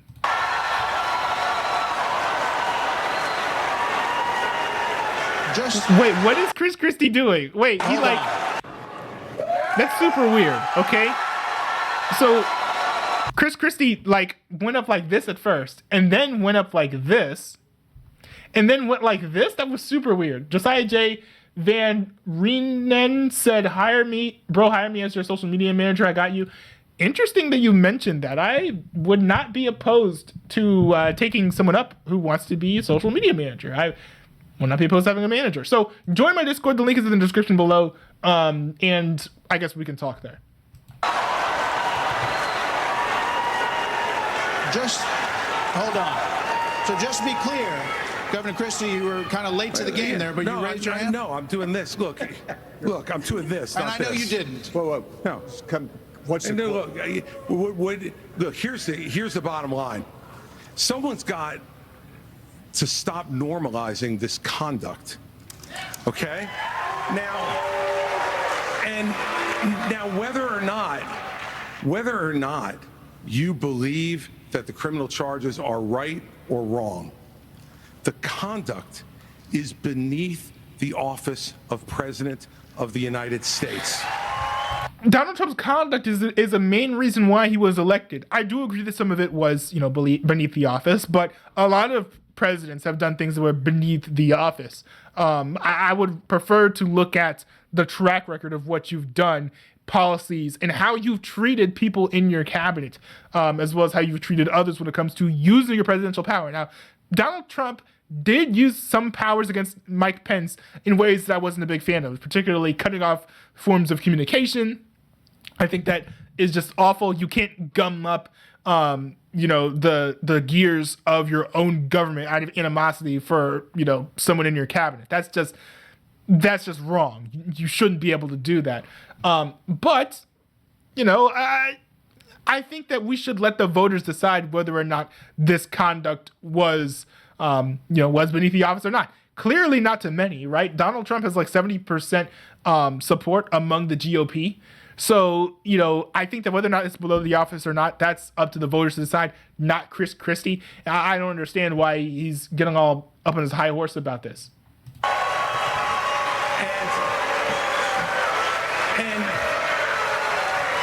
And even in this, what seems to be a somewhat establishment crowd, even he's getting some boos right here because a lot of people love Donald Trump. This is the great thing about this country. Booing is allowed, but it doesn't change the truth. It doesn't change the truth. Yo, this is so cringe. I do not understand how this debate does not end Chris Christie's political career. Your response to someone booing should not be to talk down to them. There are so many politicians who get this right too. Not everyone thinks that you can just talk down to folks and then just win the day. He's just like, oh, I'm right, you're wrong. And he talked to Vivek Ramaswamy the same way too. This guy is not only washed up, but he just is too aggressive when it comes to all these different types of attacks. When you're on a debate stage like this, it is best to keep your attacks to the policy. And I saw some ad hominems swung back and forth. Vivek Ramaswamy actually threw out some ad hominems, which I wasn't a fan of, even though I generally like his performance in this debate. This is just not the way to go. To attack a candidate is one thing, but to attack the audience is a completely different thing. To say that they are opposed to the side of truth is even if it's true, you should never say this while you're on a debate stage. Swami, you raised your hand supporting. I'd like to get in and respond. Let's just speak the truth, okay? President Trump, I believe, was the best president of the 21st century. It's a fact. And Chris. Interestingly enough, a lot of people were pointing out after this, they were saying like, well, why are you running for president then? It's very possible that Vivek thinks that he could be a better president than Donald Trump, but he lost an opportunity here to explain why he would be better than Trump. I think this could have been a slam dunk if he could have in some way distinguished himself from Trump, but he chose not to do so. And I think that's a little bit unfortunate. Because you have to, in order to win the nomination, not only show that you're better than all these other candidates who were in that room, but also show how he's better than Donald Trump as he sits in his home in Mar-a-Lago. Christie, honest to God, your claim that Donald Trump is motivated by vengeance and grievance would be a lot more credible if your entire campaign were not based on vengeance and grievance against one man. Yo! This dude is tough. Want to see a bunch of people blindly bashing Donald Trump without an iota of vision for this country. They could just change the channel to MSNBC right now. But I'm not running for president of MSNBC. I am running for president of the United States. We're skating on thin ice, and we cannot set a precedent where the party in power uses police force to indict its political opponents. It is wrong. We have to end the weaponization Dude, this is awesome. in this country. 30 seconds, Governor. This is awesome. Let me tell you something. I'm sorry. 30 seconds, Governor. You make me laugh because you sit here in an answer. You sit here. Yo, this guy's getting booed off the stage. When I saw this live, I said Chris Christie should stop talking, give up, and let somebody else speak. And he was very, very close to doing this here. He had to pause and let the moderator step in to defend him because this was just awful. This is the worst moment in this debate for Chris Christie, and I think one of the strongest moments for Vivek Ramaswamy. Like, it's crazy that Chris Christie came in here just to ruin somebody else's campaign, but he ended up getting absolutely demolished, like just barely past the halfway point in the very first debate. If he is here getting torpedoed this badly in this debate, what in the world makes him think that he can help take down Donald Trump? Just the hubris of this guy and, just the extremely thin campaign that he's been running too, which is just saying that Trump is bad. I don't know how he thinks he has some sort of path to success here without destroying his own career to some degree. You sit here and answer. Go ahead, Governor Christie. Hold on, Governor Christie. He won So this. listen, the more time we spend doing this, the less time they can talk about issues you want to talk about. So let's just get through this section. Governor Christie. Oh my goodness. You sit here talking about how you want to stand up for the rule of law. Yes. And law and order. And the fact is that it can't be selective. In your book, you had much different things to say about Donald Trump than you're saying here tonight. That's not true. Well, it is very true. That is not it's true. very What did he true. say? I read it, Because and there's I a know. difference Look, between bad no. behavior and illegal By the way, behavior, Chris. And you as a by the way, prosecutor should know better. Wait, what did he say in the book? What did he say in the book? Wait, did Chris Christie just throw that out there and not mention what he said in the book? Like, when I first saw this, I thought it was like a little bit convincing, but he can't be like, oh, you said different things about Donald Trump in your book, and then just move on. Like, bro, what? That's the interesting part. Explain to us how Vivek Ramaswamy has flip-flopped on policy, if he has. But don't just say that he's done it and then fail to explain what policy position he held previously when it came to Donald Trump and his conduct in office. You know what? I know a lot better. There's a difference between bad behavior. And I know a That's lot true. better than you do. You've never done it like you've never done anything to try to... Look, there's a policy or a principle in storytelling, which is called, what is it? Show, don't tell, right? Where it's like, you know, if you want to say that like something happened, right? Like, let's say that like a main character's wife died in the past, right? You do a flashback. You don't have them going into the office holding a cup of Jello and be like, hey, you know what, coworker? My wife died in the past. Like, and I feel like Chris Christie is doing the tell, not show method, where he's like, I know better than you. I don't understand why this guy thinks that talking down to people is a winning strategy. Now, maybe it's because Donald Trump did it in his own Trumpian brand, and I'm still shocked to some degree that he was able to get so much success speaking the way that he did. But you can't run around demeaning everyone else, not just on the stage, but in the audience, and then think you're going to win people over, right? You were hating on people in the crowd, right? Saying that they were on the side of lies and falsehoods. Now he's over here demeaning his primary, the primary competition, right? Is Vivek Ramaswamy, because everyone's just going up to him trying to take him out because they see how strong of a candidate he is. Like, who does he think he's appealing to? Not the GOP people in the audience, not the Vivek Ramaswamy fans who are also getting the audience to cheer. Maybe it is MSNBC, but it certainly ain't the GOP base who is sitting at home watching this debate. Advance the interests of this government except to put yourself forward as a candidate tonight. And here's the thing.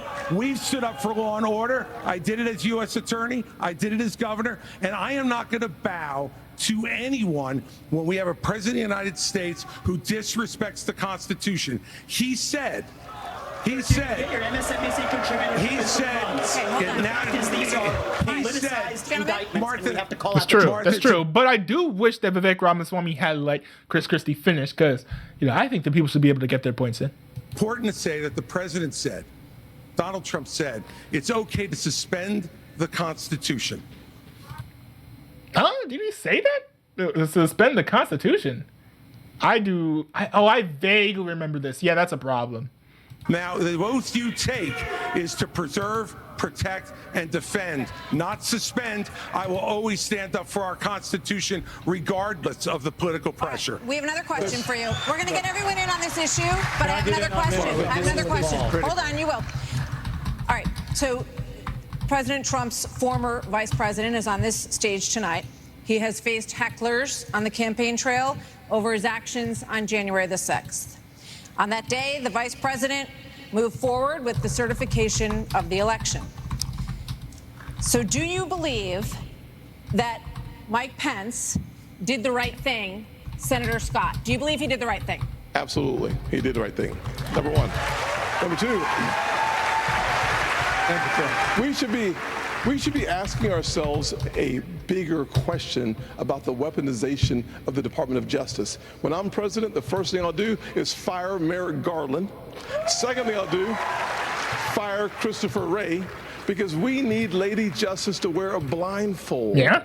Without that, no one has confidence in our justice system. 17%. I mean, that's true. I mean, and I think that we're going to get to this later. There are some people who even think that we should get rid of the FBI as a whole. Percent of Republicans have confidence in our Department of Justice. Here's why. We keep seeing not only the weaponization of the Department of Justice against political opponents, but also against parents who show up at school board meetings. They're called, under this DOJ, they're called domestic terrorists. Firing Christopher Wray to shut down the FBI. Actually have the courage to get it right. Mr. Ramaswamy. And there's a really big problem, I think, with getting rid of the FBI. Look, I understand the spirit, right? The FBI is extremely corrupt. But the problem is, if you're making a new system from the ground up, how are you going to build it up in such a way that you'll never get any corruption?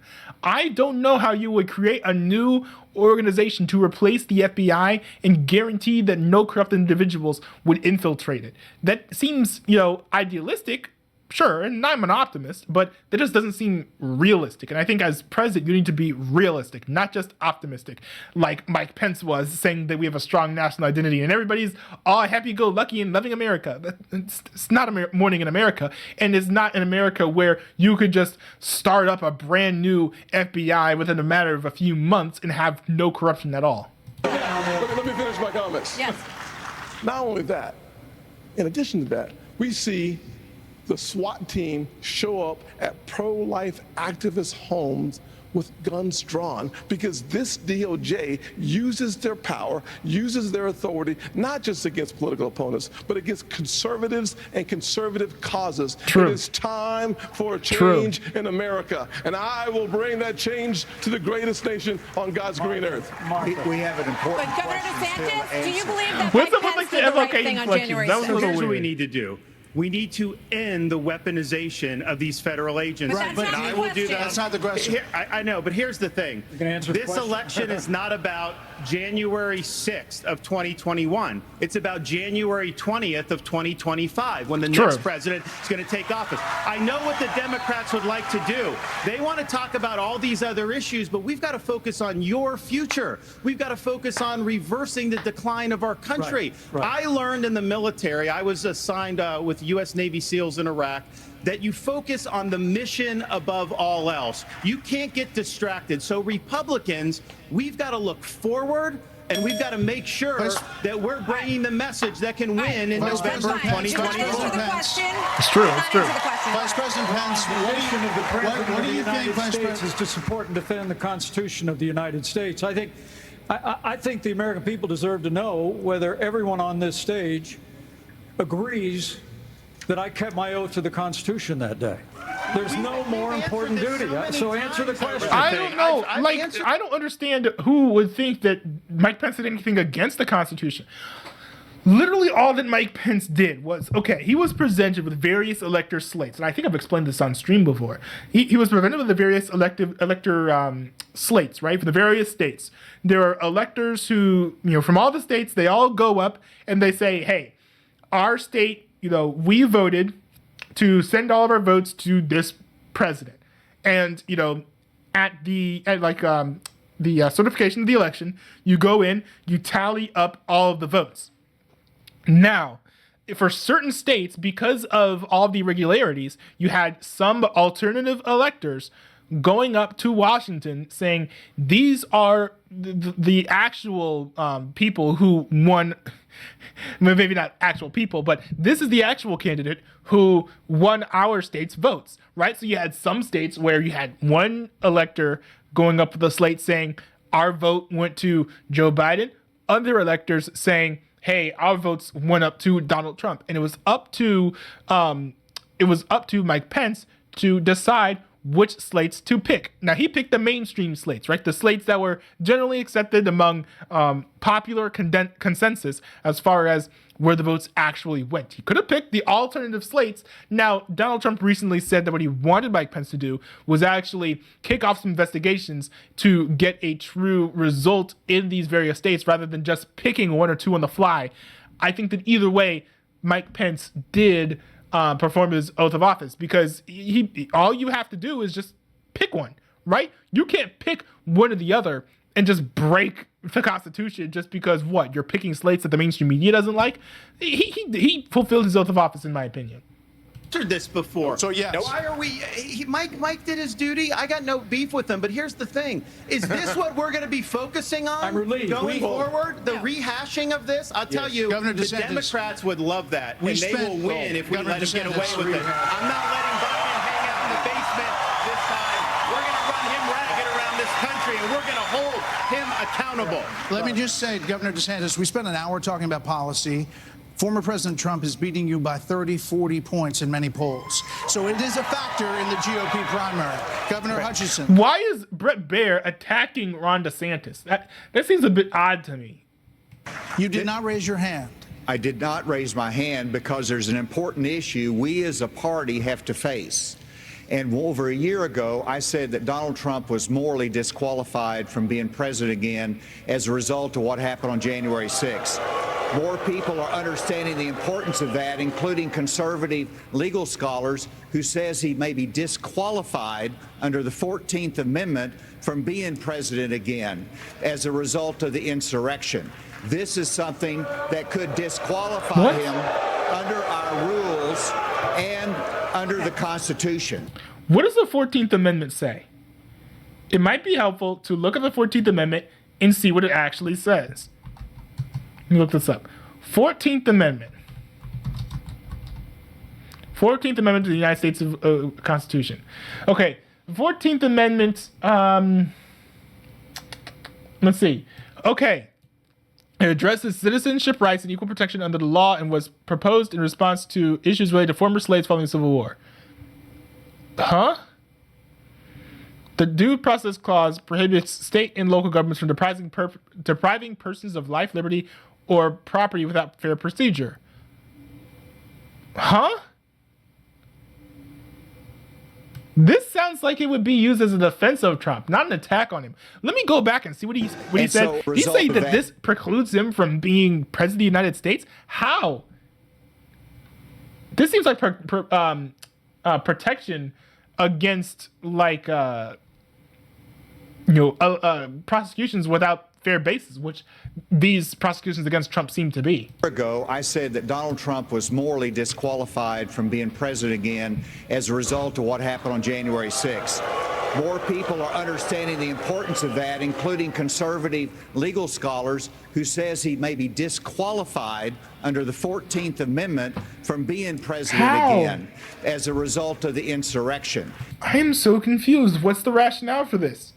See, you can't just throw things out like, oh, the 14th Amendment says that he can't be president. Why not? You have to explain what it is about that amendment that means that he can't be president. This is something that could disqualify him under our rules and under the Constitution. And so, obviously, I'm not going to support somebody who's been convicted of a serious felony or who is disqualified under our Constitution, and that's consistent with RNC rules, and I hope everybody would agree with me. Wait, so does he must think that the investigations are legitimate then? Martha, can I answer the question? Can I get in on that? Okay, I'd like to answer. I've already been in on it, Vice President Pence. All right, I'd like to answer the question you asked and not give a pre-canned speech. Mike Pence stood for the Constitution. And he deserves not grudging credit. He deserves our thanks as Americans for putting his oath of office and the Constitution of the United States before personal, political, and unfair pressure. And the argument that we need to have in this party before we can move on to the issues that Ron talked about is we have to dispense with the person who said that we need to suspend the Constitution to put forward his political career. Mike Pence said no, and he deserves credit for it. Okay. Governor Haley, we haven't heard from you on this. Do you agree? Do you agree that Vice President Pence did the right thing that day or not?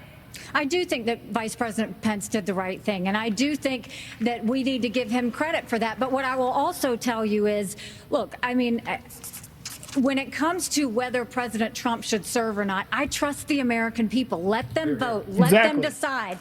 But what they will tell you is that it is time for a new generational conservative leader. We have to look at the fact that 3/4 of Americans don't want a rematch between Trump and Biden. And we have to face the fact that Trump is the most disliked politician in America. We can't win a general election that way. I mean, that's interesting, but the problem is you have to consider the fact that he's running against Joe Biden, who also is very disliked. Like, you're having a widely hated candidate who's also widely loved by many as well, running up against someone who no one supports. But a few people, or not a few people, many people dislike and no one supports. So I don't know if it makes sense to be like, well, Donald Trump can't win because a bunch of people hate him. Who likes Joe Biden? I don't know who likes Joe Biden enough to go vote for him to have a second term. I mean, just ask the normal person on the street. Did you like your gas prices when Trump was president better than when Joe Biden was president? Like, just compare the two. Night and day. And I know that Donald Trump did things that hurt the economy that are bleeding into this current Joe Biden regime, but the ordinary person doesn't care about that. They care about their pocketbook and what's in their checking account. And if you look at the checking account when the economy was good, look, that was under Donald Trump. If you look at it when the economy was bad, hey, look, that was under Joe Biden. Governor Bergen. It's Governor Bergen, opportunity. Happy to answer the question. Mike Pence did the right thing on January 6th. But I would say you started off the top of this hour saying we're going to talk about China, Ukraine, education. We are. China is the number one threat to our country. And every minute that these 8 candidates spend talking about the past instead about the future is time that is just you know who loves it? Biden loves it, but China loves it when we're talking about the past. Okay. As promised, we were going to spend a few questions on it, let people say what they wanted to say. And now, indeed, we are moving on to the subject. The U.S. has committed nearly 77. Can I speak on this issue? I was kind of involved. You answered on this. You did say answer. something. Yeah. We thought you were done, but you No, please. I wasn't done. Well, Mike, why don't you say this? Join me in making a commitment that on day one you would pardon Donald Trump. I'm the only candidate on the stage who had the courage to actually say it. That is how we move our nation forward. I don't know and why turn the you page assume forward. that That's Donald exactly Trump right. will be convicted of these crimes. You should be able to make a commitment. The same justice system that was this Vivek, corrupt. Here's the difference between you and me. Yeah, I'm not a professional politician. That's the difference. Who can answer a question? I've actually given pardons when I was governor of the state of Indiana. It usually follows a finding of guilt and contrition by the individual that's been convicted. So, look, if I'm president of the United States, we'll give fair consideration to any pardon request. But if I may, yeah, laughter is the appropriate response to that claim. I don't believe for a second that Mike Pence would pardon Donald Trump. But that said, I think he did make a great point that Vivek Ramaswamy, I think, made a mistake by phrasing his question as if he was assuming that Donald Trump would be convicted. Now, it makes sense for him to say that, right? I think every indication shows that he would be convicted of something at some point, even if it's speeding or running a red light. But, Vivek should have said that, we didn't know that he would be indicted or charged of all these things. If you asked everyone 3 years ago, did they think that Donald Trump would be charged of any crimes or indicted or arrested or have a mugshot coming in the next day, they would probably say no, right? They wouldn't assume that would happen. But yet, here we are. This DOJ, the FBI, all these people investigating Donald Trump seem to be extremely corrupt and powered by political motivations. So if you have the same system that is going up against Trump, trying to get him criminalized so that he is as delegitimized as possible ahead of the upcoming presidential election, you think that they're just going to they're going to go up to the edge, but they're not going to jump off, right? They're going to indict him, but they're not going to convict him. I don't understand, the precedent there for believing that. It's not about looking back at January 2021. It's about January 20th, 2017. I put my left hand on Ronald Reagan's Bible. I raised my right hand. And I took an oath to support and defend the Constitution of the United States.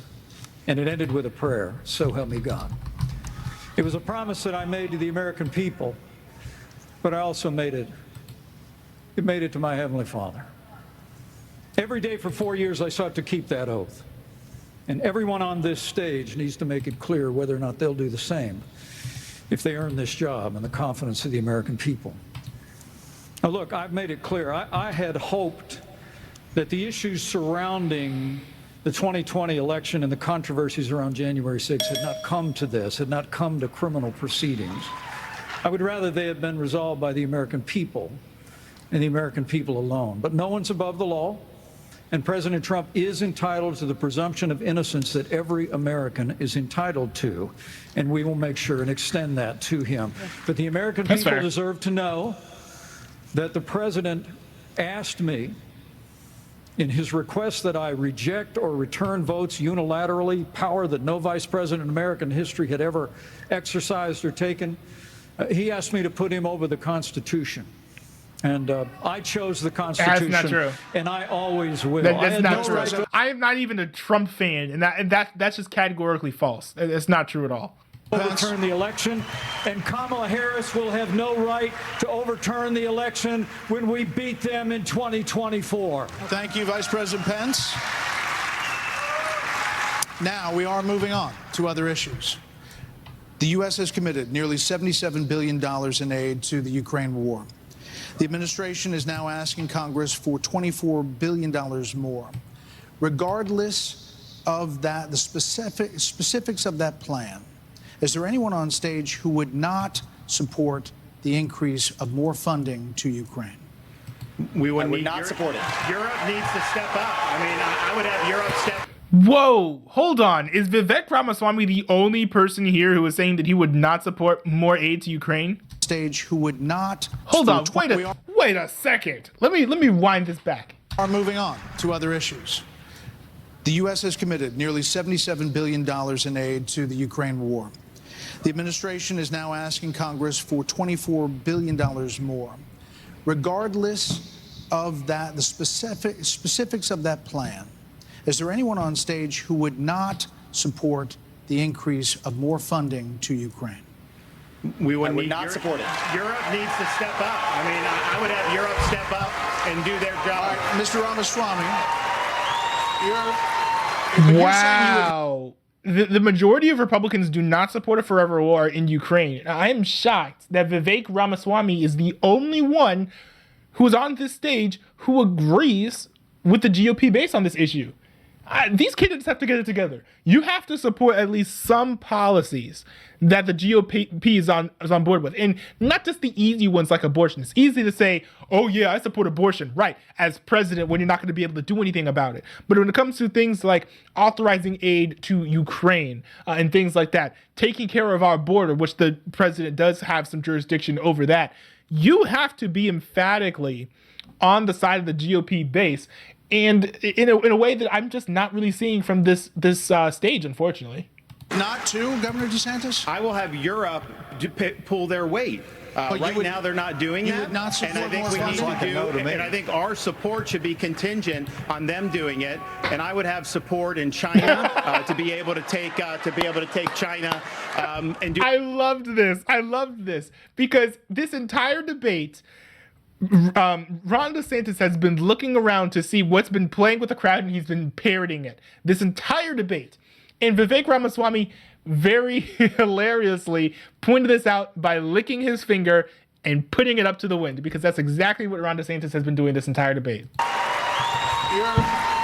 But you're saying you would not too, Governor DeSantis? I will have Europe pull their weight. Right now, they're not doing that. You would not support and I think more we need funding? to do, and I think our support should be contingent on them doing it. And I would have support in China to be able to take China and do what we need to do with China. Mr. Ramaswamy, you would not support an increase of funding to Ukraine? I would not. And I think that this is disastrous, that we are protecting against an invasion across somebody else's border when we should use those same military resources to prevent across the invasion of our own southern border here in the United States of America. True. We are driving Russia further into China's hands.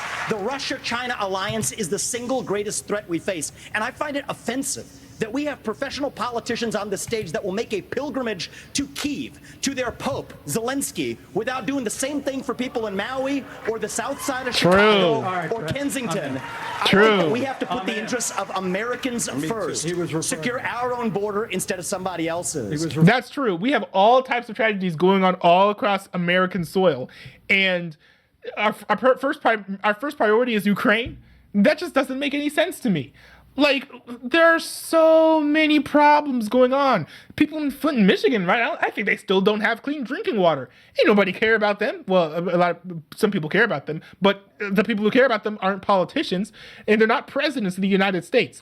We need someone who's going to care about every single American the way that all of these other candidates care about Ukraine.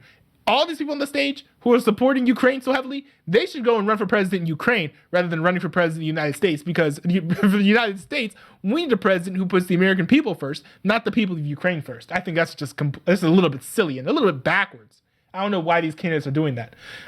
See the Arkansas here in the chat. Thanks for popping in. Yep, I'm reacting to the GOP debate, reacting to it in full. I did a test earlier today, and the test stream didn't get struck, so I'm trying to roll with this. Yeah, actually, hold on. Well, no, I'm not going to do a joint stream, but I might give you a call at the end if you're still awake. And the reality is, this is also how we project strength by making America strong at home. All right, we heard the names. Governor Christie first. All right, look, I did go to Ukraine, and I went to Ukraine because I wanted to see for myself. I absolutely love the 5 people who clapped for Chris Christie on this issue. What Vladimir Putin's army was doing to the free Ukrainian people. And let me tell you, I want you all to look around this arena tonight and imagine that every one of these seats was filled. And if every one of them was filled, there would still be 2,500 more children outside to make over 20,000 who have been abducted, stolen, ripped from their mothers and fathers, and brought back to Russia to be programmed to fight their own families. They have gouged out people's eyes, cut off their ears, and shot people in the back of the head, men, and then gone into those homes and raped the daughters and the wives who were left as widows and orphans. What does he think is happening in Rwanda? What does he think is happening in all these other countries all across the world? There are worse things happening across the world than in Ukraine. Are we supposed to solve every issue of the world, right? Are we going to dive into all these African countries where there are all these crazy wars and people getting tortured and raped and all of this stuff, right? Are we going to go dive into Russia, where Russia has some very serious issues? Are we going to go dive into, well, I guess we've already dived into, Israel, but are we going to annex Israel and Palestine to get rid of, some of the torture and all the stuff that's going on over there? It's completely ridiculous to act like just because some country gouges some citizens' eyes, that all of a sudden that means we need to be in a proxy war with them. Why? Why? Again, these people are losing sight of which country they're running to be president for. You're running to be president of the United States, not to be the president of Ukraine. This is the Vladimir Putin. This is the Vladimir Putin who Donald Trump called brilliant and a genius. If we don't stand up against this type of autocratic killing in the world, we will be next. Yo, dude's getting booed out. Chris Christie's career is done. It is toast. It is toast. That guy is over. I have a question you were for mentioned, Governor Haley. We'll come back. Vice President Pence was mentioned. You get 30 seconds. Yeah, well, let me be clear. Anybody that thinks that we can't solve the problems here in the United States and be the leader of the free world has a pretty small view of the greatest nation on earth. No, I don't know where did this guy buy these rose-tinted glasses? The dollar store? Because this just is not reality, right? Like, we're not putting in the same effort to protect our borders as we are to protect the border of Ukraine. We're not putting in the same effort to help the citizens in Maui that we're putting into helping the citizens in Ukraine. I don't know why he's spouting all of this positive nonsense about, how we can walk and chew gum at the same time when we have thrown our shoes out into the garbage long ago and we're only chewing gum at this point. This guy is making platitudes about a government who is not doing anything that he's saying that it has a pledge to do. That is incorrect. We can do both, Vivek. We've done both. We've been the leader of the free world and the arsenal of democracy for years. The Reagan Doctrine years ago made it clear. We said, if you're willing to fight the communists on your soil, we'll give you the means to fight them there so our troops don't have to fight them. Vivek, if we do the giveaway, I do like the commitment that U.S. troops will not be, in Ukraine under his presidency, because that's not a pledge that many politicians are actually willing to make. Ago made it clear. We said, if you're willing to fight the communists on your soil, we'll give you the means to fight them there so our troops don't have to fight them. Vivek, if we do the giveaway that you want to give to Putin to give him his land, it's not going to be too long before he rolls across a NATO border, and frankly, our men and women of our armed forces are going to have to go and fight him.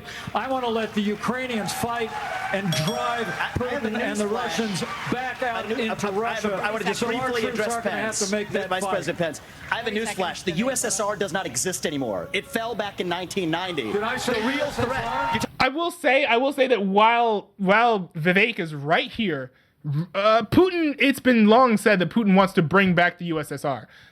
So I do understand why people would be scared and why some people would be afraid. I just don't think that we should be trying to wage this war with Russia and Ukraine, especially since Russia has seemingly had a lot of trouble beating Ukraine in this war.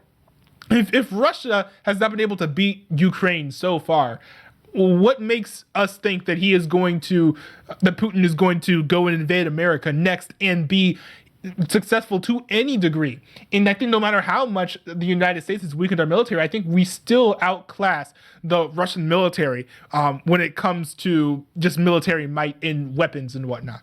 Talked about the communists, and the real communists that we have to address right now have any is the idea what Vladimir Putin's aims are. You already spoke. Now I actually have something to say. Vladimir Putin has been saying he wants to reestablish the old Soviet sphere You've made of your point, influence. Vice President. I'm sorry if I insulted him by calling him a communist.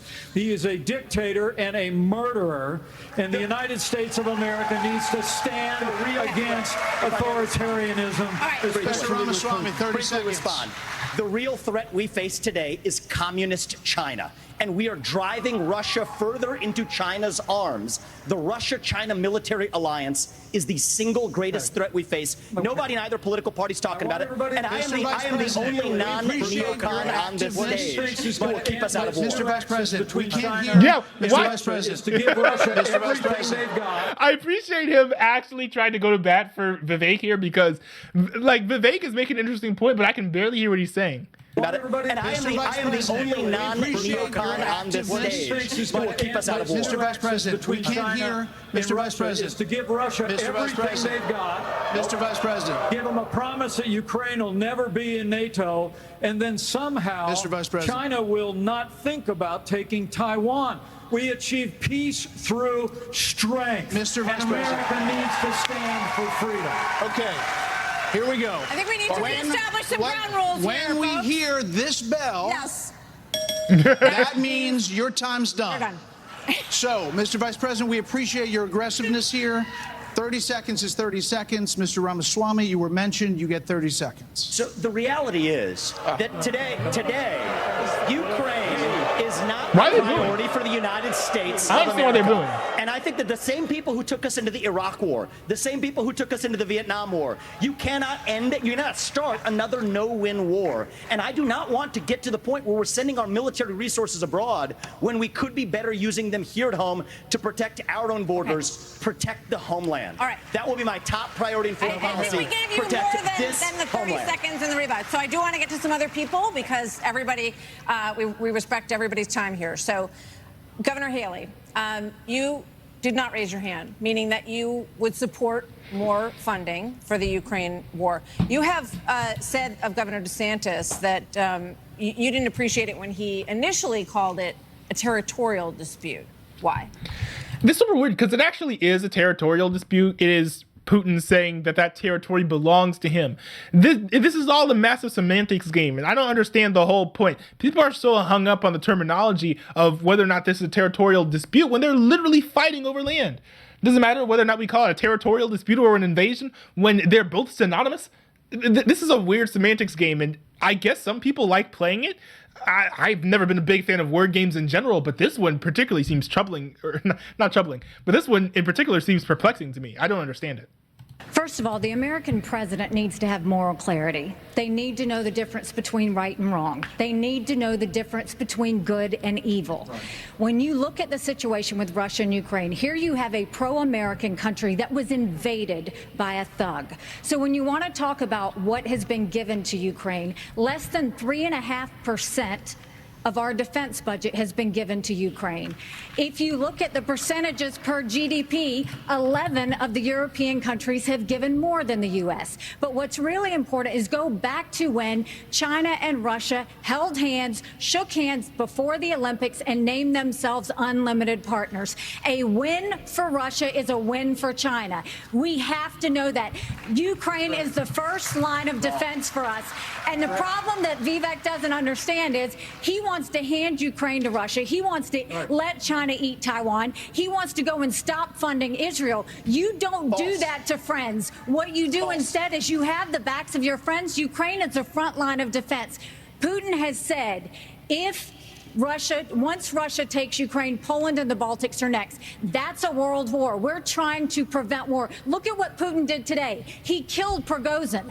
When I was at the UN, the Russian ambassador suddenly died. This guy is a murderer, and you are choosing a murderer over a pro-American country. I disagree that we need to be involved in Ukraine, but I think that we do need to have some sort of game plan.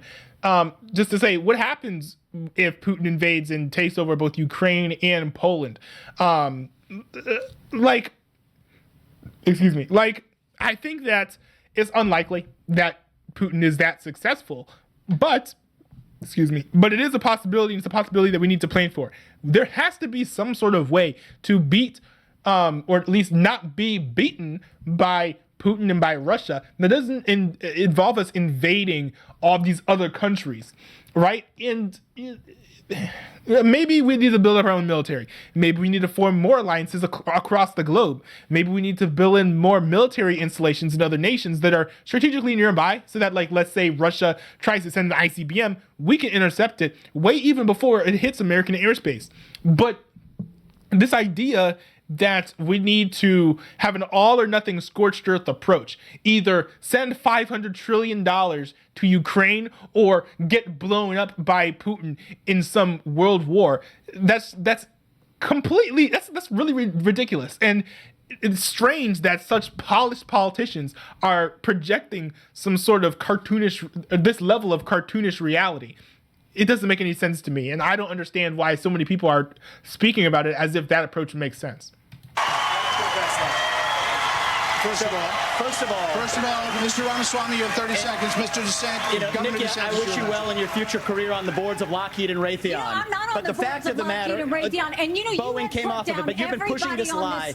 You've been pushing this lie all week, Nikki. You want to go and defund Israel? You want to okay, let me address that. I'm glad you brought that up. Go and give you address each of those right now. This is the false lies of a professional politician. There you have it. Your watch, so the reality is, America less safe. You have no foreign. Well, these politicians are so scared of letting Vivek Ramaswamy speak. It's kind of sad because it is preventing Vivek from getting his point across in many cases. Maybe it's because these politicians know that it's making them look bad, but. Like, this is the part where Vivek started to kill it too, because he was starting to get under the skin of these other politicians, and he was throwing them off of their game. But I'm actually curious to hear about his take on Israel again, because I forget what his take was. Policy experience, and it shows. And you know what? The foreign policy experience that you all have shows in the pointless wars we've gotten into. I have to address that. So our relationship with Israel will never be stronger than by the end of my first term. But it's not a client relationship. It is a friendship. And you know what friends do? Friends help each other stand on their own 2 feet. So I will lead Abraham Accords 2.0. I will partner with Israel to make sure Iran never is nuclear armed. But you know what I love about Israel? And I've been there probably in the last 10 years more than most people on this stage. You know what I love about them? I love their border policies. I love their tough on crime policies. I love that they have a national identity and an iron dome to protect their homeland. And so, yes, I want to learn from the friends that we're supporting. And what puzzles me is, I want to learn from those and apply those to protect our homeland, Nikki. Israel that is the needs answer. America. Hold on, wait a second. So Israel has a lot of bad policies, a lot of really bad policies. I think like a socialist country or something. They were on the verge of banning Christianity in their nation. Kind of hilarious that it's happening in Israel. But they were on the verge of banning Christianity in their nation. They are not a great country at all. They have some very severe issues, both culturally and politically. And I think one of the few things that you should be borrowing from them is their their foreign policy. Everything else, I would hesitate strongly to borrow anything else from Israel other than the Iron Dome. So I'm very curious to hear which policies exactly from Israel Vivek Ramaswamy is so fond of, because depending on what those are, it's going to be very dangerous. America needs Israel. Okay, Governor DeSantis, you were mentioned in the territorial dispute. Not only no, it's not a territorial dispute President either. of the United States, your first obligation is to defend our country and its people. And that means you're sending all this money, but you're not doing what we need to do to secure our own border. We have tens of thousands of people who are being killed because, well, we're not handling both. Exactly. I am going to declare it a national emergency. I'm not going to send troops to Ukraine, but I am going to send them to our southern border. When these drug pushers are bringing fentanyl across the border, that's going to be the last thing they do. We're going to use force, and we're going to leave them stone cold dead. We're actually going to move on to China. We're going to talk about China. Let's go. And here's another thing too, is if we can't enforce our own border, what makes us think that we can enforce the border of Ukraine? Maybe we need to learn how to enforce our own border, and then we can go to other nations and then figure out how to defend them. We can't defend other people if we can't defend ourselves first. Governor Burgum, China has the biggest navy in the world, the biggest army in the world. Now they have warships off the coast of Alaska. They are threatening Taiwan. In coming years, China will have 1,500 nuclear warheads, it's believed. The U.S. just arrested 2 sailors accused of spying for China within our military. So the question is, how would you deter China as a president, Burgum? Well, this is the #1 issue we're facing. And of course, we haven't been talking about it, and we act like that letting Russia win in the Ukraine is like a gimme as opposed to a gift to China. Russia has become China's gas station. But how would we do it? The Biden administration is a complete fail. China imports 10 million barrels of oil a day, more than any other country in the world. They do not even have all the food they need to feed everybody in that country, so they don't have energy security or food security. But the Biden administration sends Blinken, Yellen over there. They're over there talking. They don't even bring up energy because they're too busy trying to kill the U.S. energy here. And what we need to do is not meetings, not press releases, because something that would send a lot more than a press release is actually Harpoon missiles. We need anti-ship missiles on Taiwan. The way that you have a war never start, which is the goal, the way you have peace through strength is that you actually have strength. You actually have deterrence. And what we have in what we've got going on in Ukraine is an example of when deterrence fail. What is an example there of Biden's disastrous withdrawal from Afghanistan, the fact that he green-lighted Putin moving into Ukraine, and then now they see weakness, and when they see weakness, they make a move. And we have to be strong, and we have to be strong both in Ukraine, and we can solve the southern border. Absolutely, we can do that, because guess what? There's only 19,855 authorized people for the Border Patrol, but they're not all staff because the Biden administration doesn't enforce law enforcement. But this doesn't explain how to beat Ukraine, though. All he's saying is that we should send missiles to Taiwan. All of that is deterrence before the act of aggression on the other party. But now that Russia has started to invade Ukraine, what do we do? There's no talk of this. The Biden administration wanted to put 87,000 people in the IRS as opposed to giving the money and the support we need to our own Border Patrol. Okay. Senator Scott on China, that same question. Can I speak about China? Let's fire the 87,000 IRS agents and hire or double the number of Border Patrol agents. I just left Yuma, Arizona about 2 weeks ago. The most pressing need of the American people from a national security standpoint is our southern border. It has led to the death of 70,000 Americans because of fentanyl, plus 6 million illegal crossings since President Biden has taken office, and 200 people on our national security watch list have been caught at our border. How many have not been caught at our southern border? If we just spend $10 billion, we could finish the wall. For $5 billion more, we could have the military-grade technology to surveil our southern border to stop the flow of fentanyl and save 70,000 Americans a year.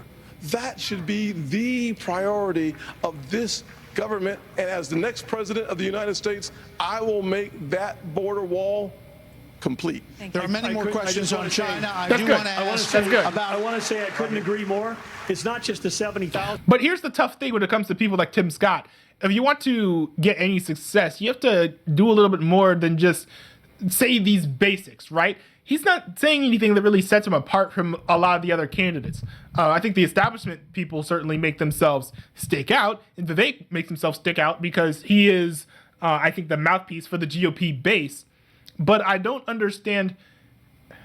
It's hard to see how someone like Tim Scott can win when he's saying things that are extremely similar to, a lot of things that Nikki Haley is saying, extremely similar to, like to some degree, Mike Pence is saying.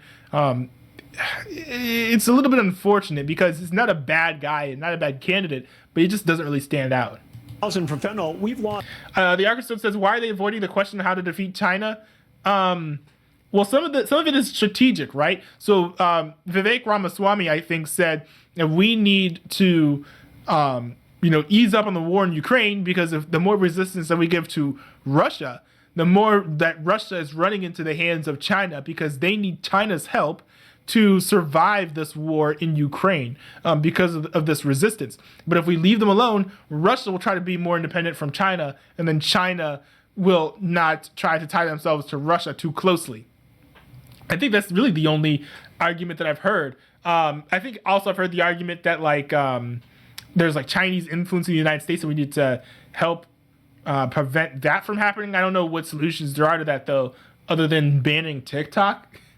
Not a lot of not a lot of solutions for that mentioned problem. It's a good point actually. But I know that at least Vivek says that if we, stop, pressuring Russia into losing so many resources in this war with Ukraine, then they will not try to form an alliance with China. Lost 200,000 people to overdoses since Biden took office. That's 300 people a day. We're taking mass casualties, and that's a statistic, but these are sons and daughters, nieces and nephews that we're losing.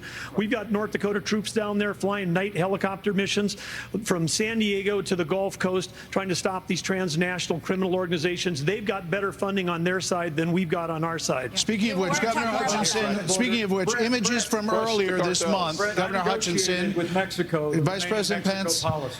Images from earlier this month.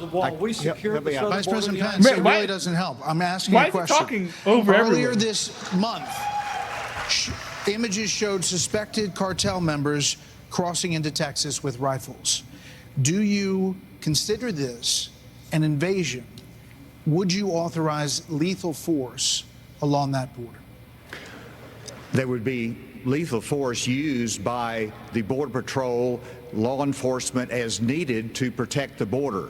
Absolutely. When you look at the military has to be used for intelligence gathering purposes. This is not unusual. Whenever I was in the Bush administration, we went down there and met with President Vicente Fox of Mexico and asked his help in going after the cartels. And he looked at me and said, they're a problem to us as well. And so we joined together and we took down the Ariana Felix brothers leading the Tijuana cartel. And that made a difference. Ramon was shot and killed and Ben Amin was captured. Cooperation makes a difference. We cannot be successful going against the cartel unless we bring in Mexico as a partner. We have to use economic pressure to accomplish that. President Obrador has not been helpful, and we have to use economic pressure that this administration is not using. What economic the rule pressure? of law has to matter on both sides Tariffs? of it. Okay. This is critical. I've done it. We know what needs to be done. The military has to be limited in its use. When after 9/11, we had the global war on terror, and guess what? We protected the border at the same time. You can do both. Okay, let's go to Governor DeSantis. So, as president, would you support sending U.S. Special Forces over the border into Mexico to take out fentanyl labs, to take out drug cartel operations? Would you support that kind of American military use? Yes, and I will do it on day one. Here's the thing. The cartels are killing tens of thousands of our fellow citizens. You want to talk about a country in decline? You have the cartels controlling a lot of part of your southern border. We have to reestablish the rule of law, and we have to defend our people. The President of the United States has got to use all available powers as Commander-in-Chief to protect our country and to protect the people. So when they're coming across, yes, we're going to use lethal force. Yes, we reserve the right to operate. How many more tens of thousands are we going to let to die? I am sick. I've met angel moms throughout this country. I met a lady in Texas named Tracy, and her son took one Percocet that was laced with fentanyl, immediately died. That is happening all across this country because of the poison that they are bringing in. So as president, would I will say that there is one component about this that ain't nobody talking about, which is we need to solve the problem of Americans getting addicted to Percocets. I love how, like, they're like, oh, well, this dude, and it is a tragedy that he died. Make no mistake. But we have this rhetoric where it's like, this dude takes a Percocet, it's laced with fentanyl, and dies. The problem is the fentanyl. No, the problem is that he was trying to take a Percocet. That dude doesn't try to take a Percocet. He doesn't die of laced fentanyl pill, right? So we also need to fix the opioid crisis. This doesn't just include fentanyl. It's painkillers. There are all types of opioids that people are getting addicted to. And I feel like that issue is not getting addressed strongly enough. And yes, it is an issue that there are pills getting smuggled in throughout the border. So that is a real issue as well, make no mistake. But also, we need to find creative solutions to prevent citizens from getting so addicted to all these drugs in the first place. That creates the market for the fentanyl and all of these things to pour through the border. If we cut down the demand, then we will kill the supply of these drugs in America. use force? Would I treat them as foreign terrorist organizations? You're darn right I would. Vice President Pence, why would you be better at this issue than Governor DeSantis? Governor DeSantis on the campaign trail refers to your administration as not finishing the wall. Right. Look, we secured the southern border of the United States of America and reduced illegal immigration and asylum abuse by 90%. I think at some points in Donald Trump's presidency, invasions across the border were actually up. I could be wrong about that. Maybe it was just left-wing talking points, but I'm pretty sure I saw that stat floating around. So Donald Trump wasn't entirely successful in defending the border, as far as I know. When Joe Biden took over, he threw open the southern border of the United States, and the wave of humanity, the wave of fentanyl that's been eloquently described here is a wave of human tragedy across this country. But Martha, you began this evening talking about who is best prepared to be the next president of the United States. And I have to tell you, with all humility, I was there when we negotiated through the government shutdown and got the funding available to build. Dude has said this twice already. Dude is begging us to believe that he is the most qualified person to be there.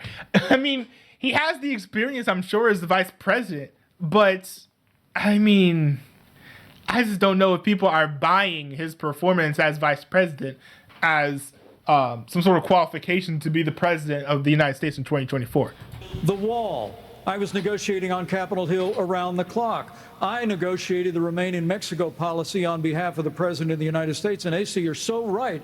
It's because we used economic pressure to bring the Mexicans to the table, and they allowed us to have people wait in Mexico while they applied for asylum and ended asylum abuse overnight. We got the Mexicans to deploy their National Guard to their southern border and to our southern border as never before. And I want to promise you, as President of the United States of America, I will engage Mexico the exact same way, and we will partner with the Mexican military, and we will hunt down and destroy the cartels that are claiming lives in the United States of America. Okay, thank you. Okay. Another Big issue talk. that is related to this or he means it when he is says that it. almost 7 million migrants have crossed this border, our southern border, during the Biden administration.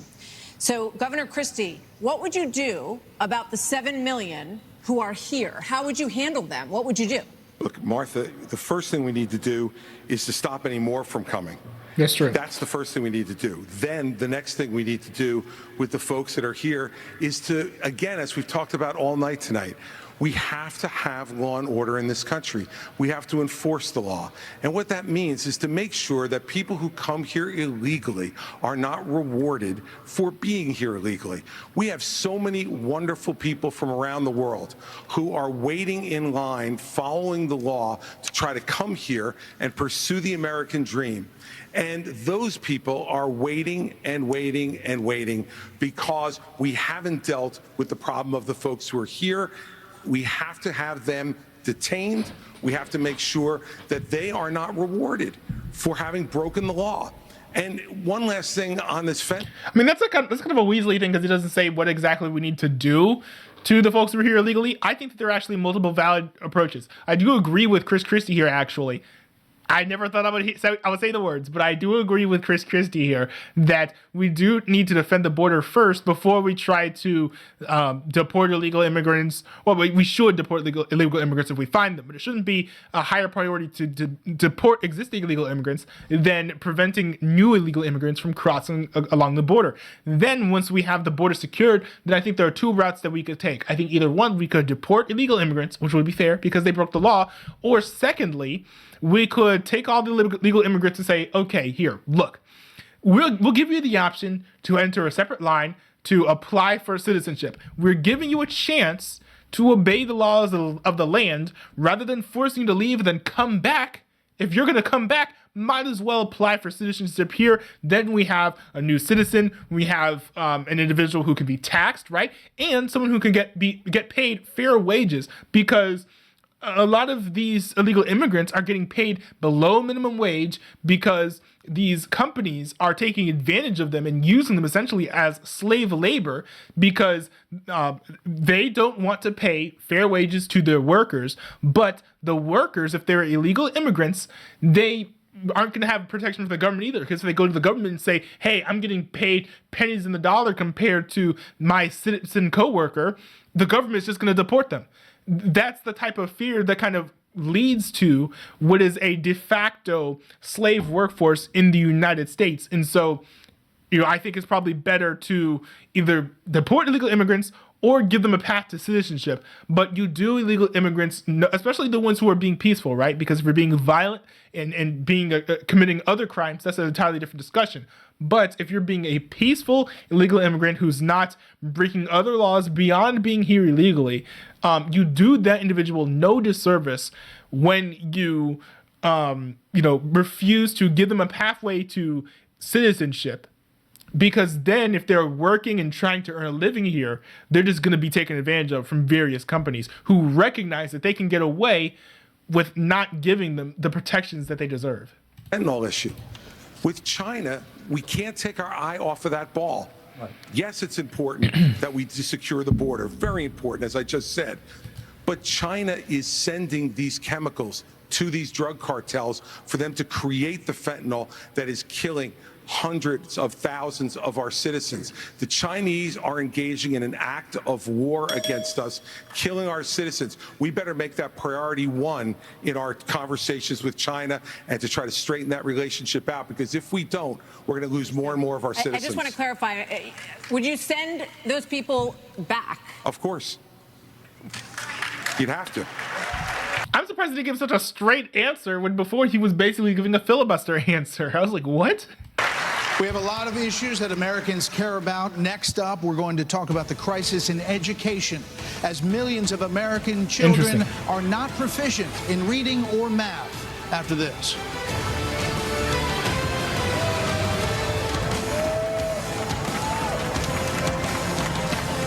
Do you trust? Okay, there we go.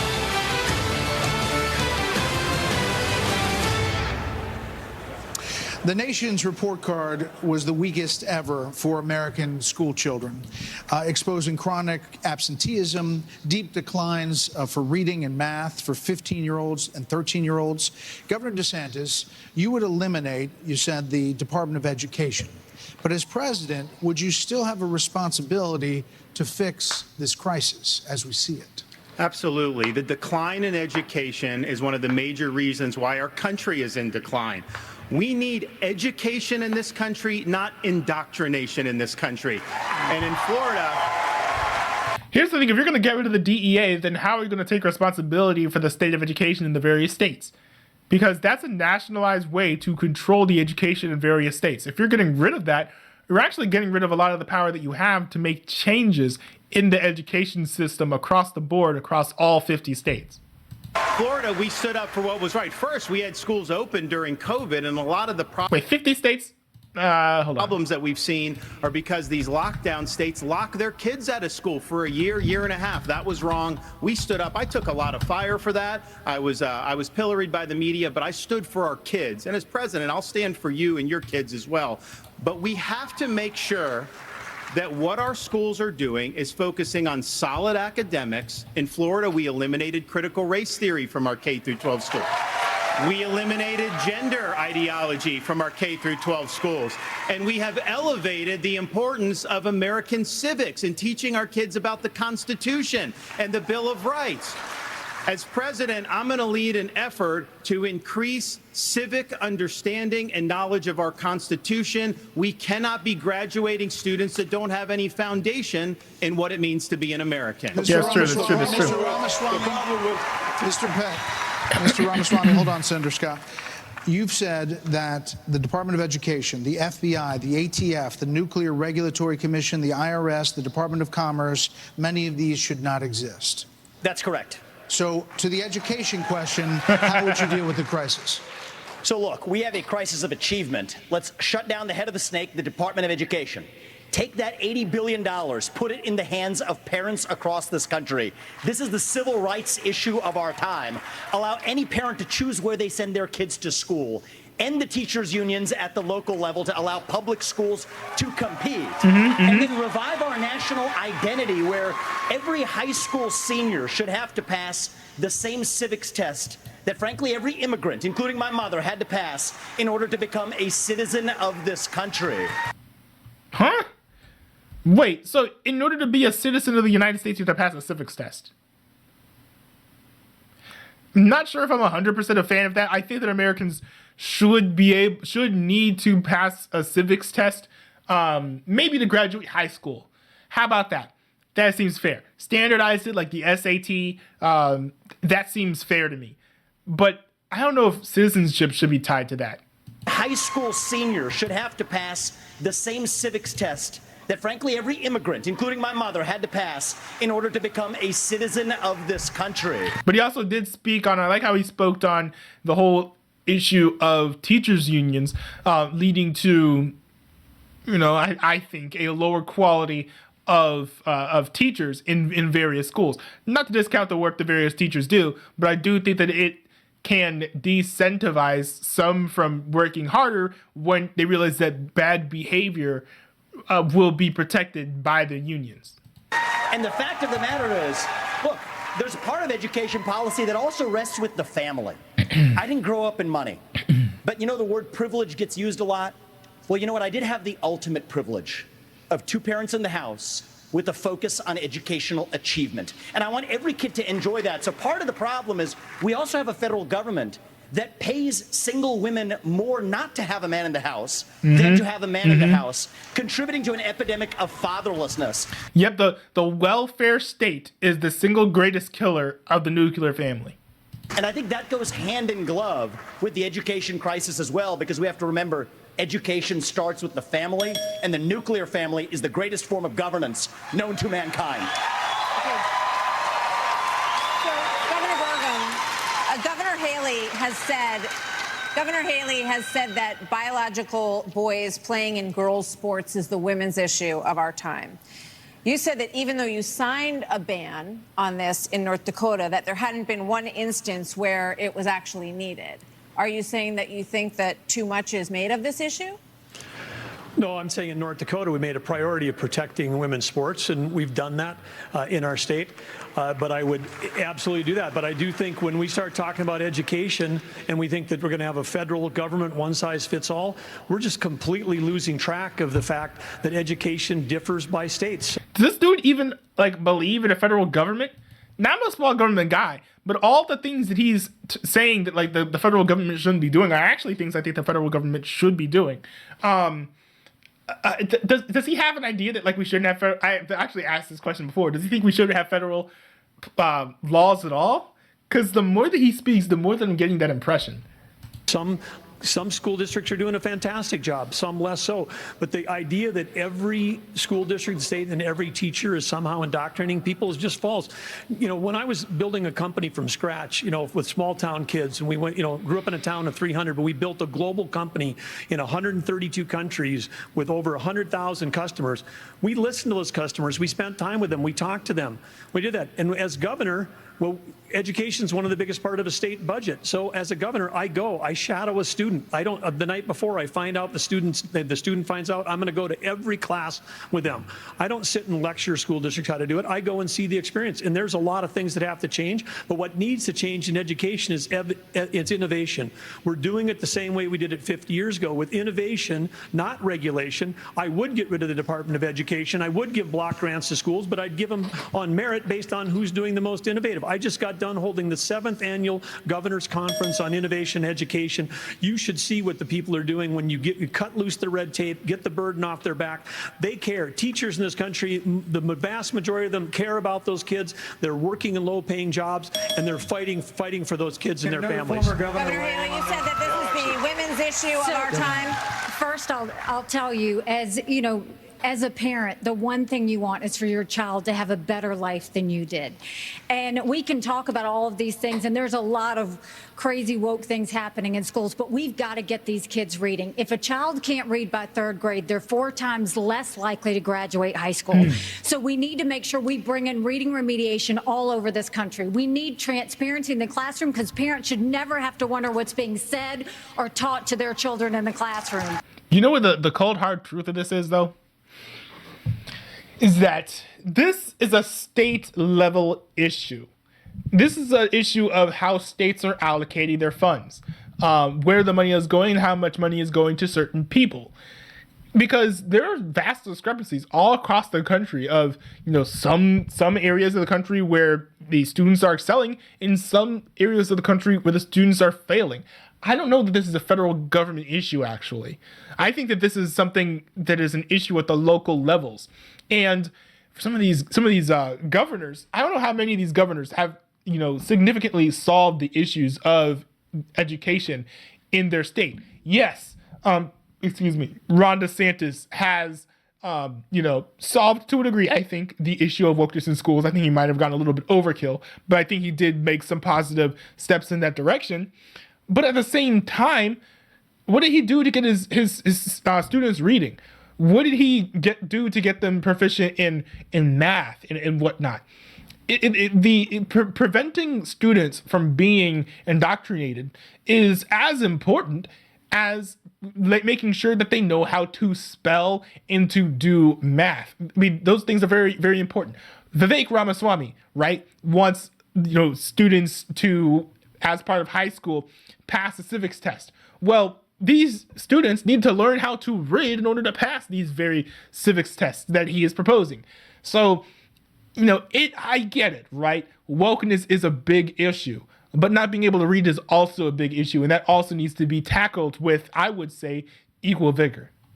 Parents need to be deciding which schools their kids go to because they know best. And let's put vocational classes back into the high schools. Let's teach our kids to build things again.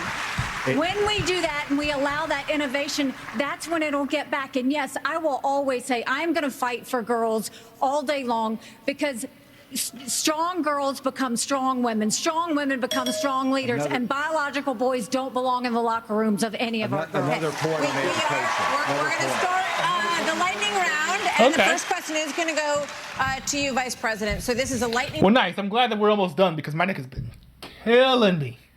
I've been live streaming for 4 hours. This is like one of the longest streams I've ever done. Round of questions, 30-second answers, please.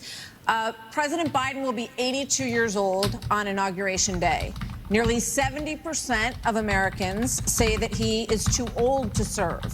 Should presidents have to pass a mental and physical test in order to serve, Vice President Pence? Well, it might be a good idea to have everybody in Washington, D.C. pass a mental and... But 30 seconds, no. The American people can make those judgments. But let me say, I'm running for president of the United States because we don't need a president who's too old. And we don't need a president who's too young. Bro, your hair is literally white. What are you talking about? We need a president who's been there. We need a president who knows how Congress works, how the White House works, how states work. And on this education issue, Martha, I was fighting against No Child Left Behind when Republicans were doubling the Department of Education. I'll also shut down the federal Department of Education. And when I was governor, we doubled the size of the largest school choice program in America. And we'll give school choice to every family in America. So it's nice to see so many Republicans supporting school choice. But part of me is like, how are you going to, as president, then lead some sort of crusade against wokeness in schools if you're also getting rid of the DEA? I don't see how those two agendas are in alignment at all. When I'm in the White House. This is a lightning round, Mr. Ramaswamy. I think you were mentioned there. You're 38. You're the youngest on the stage. You've said, and you just said, you want a civics test or public service for those under 25 to be able to vote. So the question is, do you want a mental acuity test for presidents over 75? I believe in the people of this country to tell the difference between somebody who's an automaton and somebody who's actually a thinking agent in the White House, which we don't have in there today. And I will tell you, I want to address Vice President Pence's comment. I think we do need somebody of a different generation to lead this nation forward. Look at the way I've run this campaign. Going to the south side of Chicago, to Kensington, in the middle of Philadelphia, where traditional Republican candidates don't go. We have an opportunity to build a multi-ethnic working class majority to deliver a landslide. And I think I'm the only candidate in this race, young or old, black or white, to bring all of those voters along to deliver a Reagan 1980 revolution. We're going to do it in 2024. Same question. Voted in a presidential election until 2020. I will answer that. I will answer that. 30 seconds. 30-second quick answer. You guys need to get control of this debate. Listen, we're getting... Yo, I love how this dude literally like causes the entire establishment political class to have seizures when all he does is answer a simple question. It's a delight to see. Old, black or white, to bring all of those voters along to deliver a Reagan 1980 revolution. We're going to do it in 2024. Same question. Like, he said nothing here to warrant 5 people yelling at him at the same time. That was just a straight answer. Voted in a presidential election until 2020. I will answer that. I will answer that. 30 seconds. 30-second quick answer. You guys need to get control of this debate. Everybody's going to get a Listen, we're getting control of the debate. This is a lightning round, not rolling thunder. Governor Hutchinson, you have 30 seconds on the same question. On education, first of all, look at Arkansas. We have to compete with China. I built computer science education. We led the nation in computer science education, going from 1,100 students to 23,000 students taking it. This is how you compete with China. As President of the United States, I will make sure we go from 51% of our schools offering computer science to every school in rural areas and urban areas offering computer science for the benefit of our kids, and we can compete with China in terms of technology. Thank you, sir. This is going to go to this is coming to you. We're trying to do a quick round of different topics here. So, Senator Scott, faith is on decline in this country. You talked about it a little bit before tonight. So, is there a role for a president of the United States in changing that? What would you do to change that? Well, our nation was founded upon the Judeo-Christian values that has made this the greatest nation on God's green earth. I'm a big believer in Ephesians 3:20 that God is able to do exceedingly abundantly above all that we ask or imagine. Our responsibility should be to model the behavior we want others to follow. On education, the only way we change education in this nation is to break the backs of the teachers' unions. They are standing in the doorhouse of our kids, locking them into failing schools and locking them out of the greatest future they could have. As President, Governor DeSantis, would you support? Is he the only one who has done this lightning round without getting hit by the little bells? I mean, the props to him, because he admitted himself he's a slow speaker. Some mandatory military service for all Americans. I think it should be voluntary. I'm somebody that volunteered to serve, inspired by September 11th, and I deployed to Iraq alongside U.S. Navy SEALs in places like Fallujah, Ramadi. And it's something that I think has taught me, when you go in that type of environment, anything you have, your personal agenda, you check it at the door. You go there, and it's about focusing on the mission above all else. And guys come together, and they get it done. And that's how I would view being the President of the United States. It's not about me. It's not about all these other side issues. My sole focus will be on your future and reversing this country's decline. Okay, now for something a little out of this world, and this is for you, Governor Christie. Do you believe that the recent spike in UFO encounters... I get the UFO question? Why are we talking about UFOs? But okay, we've been hearing a lot of... We've heard a lot of testimony in Congress, and people are taking this a lot more seriously. And we're hearing that, there are things going on that people aren't aware of. So, if you were president, Governor Christie, would you level with the American people about what the government knows about these possible encounters? Martha, and especially coming from a woman from New Jersey, I think it's horrible that just because I'm from New Jersey, you asked me about unidentified flying objects and Martians. We're different, but we're not that different. Look, of course, the job of the President of the United States is to level with the American people about everything. The job of the President of the United States is to stand for truth. The job of the President of the United States is to be a role model for our children and our grandchildren.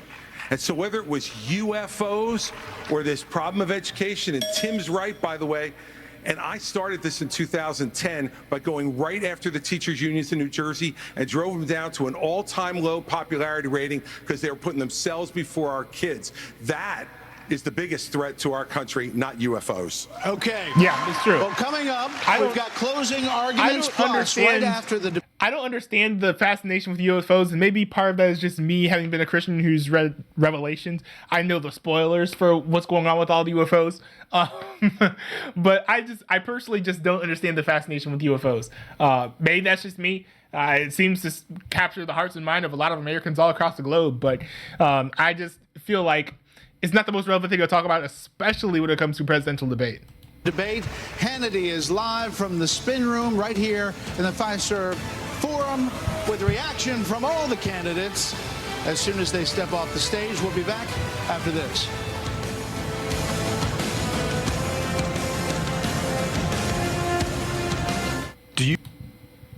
No, I don't care about gold, although I probably should, actually. Buying gold isn't a bad thing to do. A live look at the Reagan Library as the sun sets in Simi Valley, California. We'll see you there next month when our colleagues at Fox Business host the next 2024 showdown. Fox Business is partnering with Univision, the Reagan Foundation, and Rumble to bring you the second Republican presidential debate on September 27th. It looks pretty nice there. 20 years ago, 70% of American adults... Oh, interesting. The next debate will be on Rumble. That's cool. I did not know that. So I guess they're all going to be free now? That's kind of cool. They were extremely proud to be an American. That number has now plummeted to just 39%. In his pitch to get to the Oval Office, President Reagan called America the shining city on a hill, a beacon of hope and optimism. So in your closing statement tonight, please tell American voters why you are the person who can inspire this nation to a better day. These are 45 seconds, and we begin with Governor Burgum. I understand why America's hurting. Biden's inflation is choking us. I grew up in a small town. My dad died when I was a freshman in high school. My mom, widow of 3, went back to work. Every job I had growing up was one where I took a shower at the end of the day, not at the beginning of the day. Our cities are less safe because of the fentanyl pouring into this country. Our economy is being crushed by Biden's energy policies, which are raising the cost of every product you buy, not just the gasoline at the pump. One thing that I'll do as president, I'll secure the border. I'll get this economy sprinting, not crawling like it is right now. And I would say that other thing is for sure, when I'm on a horseback in the Badlands of North Dakota, it looks like the horizon is just limitless. And when you can almost see beyond that horizon, you can see that this great country, our future is unlimited. But we've got to focus on innovation, not regulation. We've got to cut the red tape. We got to said that our future is unlimited. Why do you have to bring up horses? I'm just like, I'm just bringing up this imaginary Yellowstone scene that has Burgum in it for some reason, and I'm like, what's he doing riding a horse? I was so confused. Ourselves for the way we win the Cold War with China is by growing our economy and through innovation. And as president, I will bring out the best of America. I will improve every American life. Well, we hope you're back on your horse soon, Governor. Governor Hutchinson? Our nation is in trouble, and it's in trouble because of failed leadership. And the solution is not 4 more years of Joseph Biden. The solution is not 4 more years of Donald Trump. The solution is new leadership that can bring bold ideas to America and to bring out the best of America. A president's #1 responsibility is to bring out the best of our people. That's what Ronald Reagan did. And he did it with optimism and hope for our country, with a consistent conservatism. That's exactly what I bring. As president, I'll bring out the best of America in terms of individual responsibility, building our economy, in terms of securing our border, enforcing the rule of law. I'll bring out the best of America in terms of our national character, our faith, and our hope for the future. Join in this fight, asa2024.com. Thank you. Senator Scott. Thank you. I was a disillusioned young man growing up in a single-parent household, mired in poverty. I wondered if the American dream was real for a kid like me. I can stand before you today and say the dream is alive, it is well, and it is healthy. I have the good fortune of a mom who works 16-hour days. You're not going to win. You're not going to win a campaign saying that America is alive, well, and healthy, or that the American dream is alive, well, and healthy. Two of the main components of the American dream classically has been to get married and to own a house. And we see the rates of both of those achievements declining precipitously. So I'm not quite sure what American dream Tim Scott is talking about. Maybe it's whatever one he's living in, where he also is not married. Stand before you today and say the dream is alive, it is well, and it is healthy. I have the good fortune of a mom who works 16-hour days, making sure we have food on our tables. She taught me that if you're able-bodied in America, you work. If you take out a loan, you pay it back. If you commit a violent crime, you go to jail. And if God made you a man, you play sports against men. I'm Tim Scott. I'm asking you for your vote, and if you're in Iowa, I'm asking you to caucus for me. You can go to votetimscott.com for more information or to make a contribution. Governor Christie. Thank you, Brett. Thank you, Martha. I mean, look, Tim Scott didn't really make much of a splash during this debate, but he seemed to have quite a bit of charm, especially towards the end of that speech delivery there. Everybody on this stage wants to be the next president of the United States. And the only way that's going to happen is if we beat Joe Biden. I'm the only one on this stage who's ever beaten a Democratic incumbent in an election. I did it in a deep blue state being outspent 3-1. Beating a Democratic incumbent is not easy. The last Democratic incumbent president who was defeated was Jimmy Carter. And he was defeated by a conservative governor from a blue state who knew how to get results, who stood for the truth, who cared about accountability, and stood strong and hard against waste. Those are the very things that I did in my 8 years as governor of New Jersey, and it's exactly what I'll do as president of the United States. Believe me, the Democrats want some other nominee who's never beaten the Democratic incumbent. I'm the one who can win this race, and if you give me the chance, I will restore our country by winning it. I think it's the best pitch that Chris Christie's made for himself, not gonna lie. It doesn't really work on me. Several weeks ago, this is the best thing I that he dropped said. my husband, Michael, a combat veteran from Afghanistan, off at 4 a.m. for another year-long deployment. I watched him and 230 soldiers pick up their 2 duffel bags of belongings to go to a country they had never been, all in the name of protecting America. If they are willing to protect us from there, we should be willing to fight for America here. I will beat Joe Biden, and he knows that. I will strengthen our economy, and we'll bring this inflation down. We will put transparency in the classroom. We will secure our borders. We will have the backs of our law enforcement, and we will make sure we have a strong national security. And once again, we will make sure we have an America that is strong and proud. We have a country to save. Join us. Go to NikkiHaley.com, and let's get it done.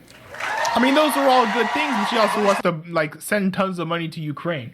So, good pitch though. Good pitch. Doesn't pass.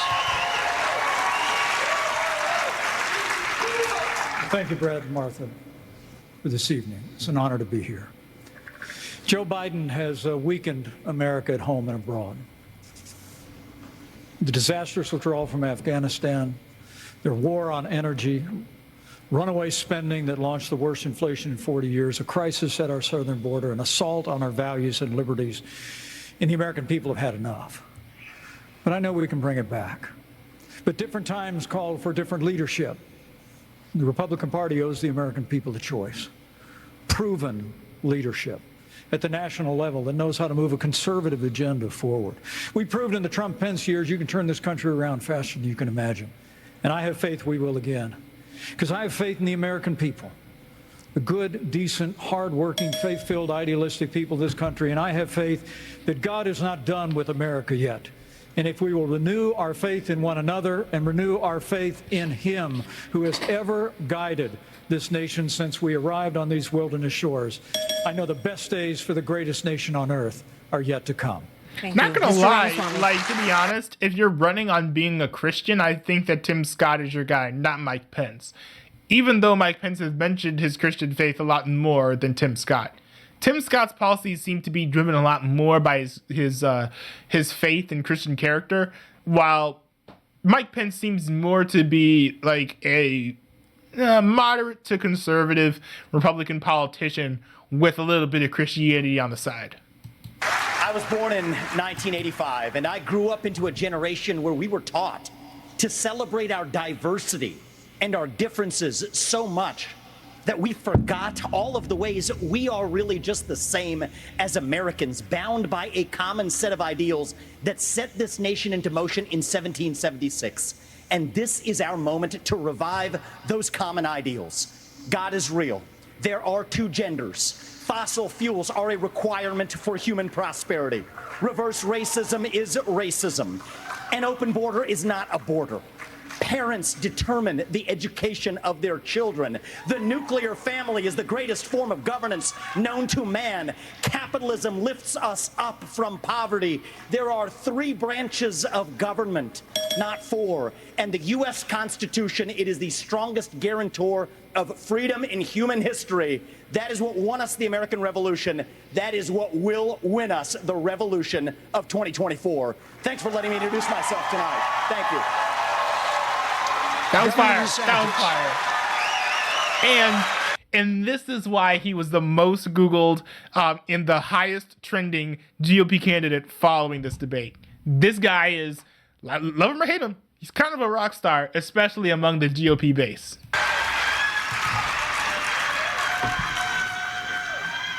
Governor? This is our time. He glitched. Ron DeSantis glitched.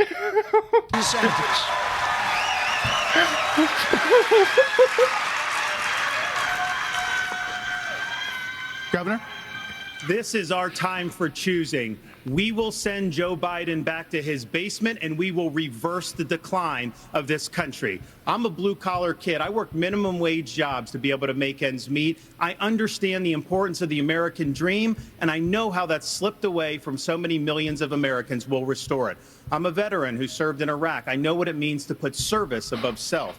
I'm also a dad and a husband to 6'5" and 3-year-old. I understand the importance of protecting parents' rights and the well-being of our children. In Florida, we showed it could be done. I made promises, and I delivered on all of those promises. 2024 is make or break. We're not getting a mulligan, no excuses. I will get the job done, and as your president, I will not let you down. God bless you all. Well, we want to say thank you. Interesting. Thank you to all the candidates on the stage tonight, and thank you to Milwaukee. Thank you, everybody. We will see you on the campaign trail from debates to primaries to the general election and the conventions before that. Thanks for joining us. Sean Hannity from the Spin Room starts right now. Take it away, Sean. Take it away, Sean. All right. Well, thank you both, by the way. Great job, Martha and...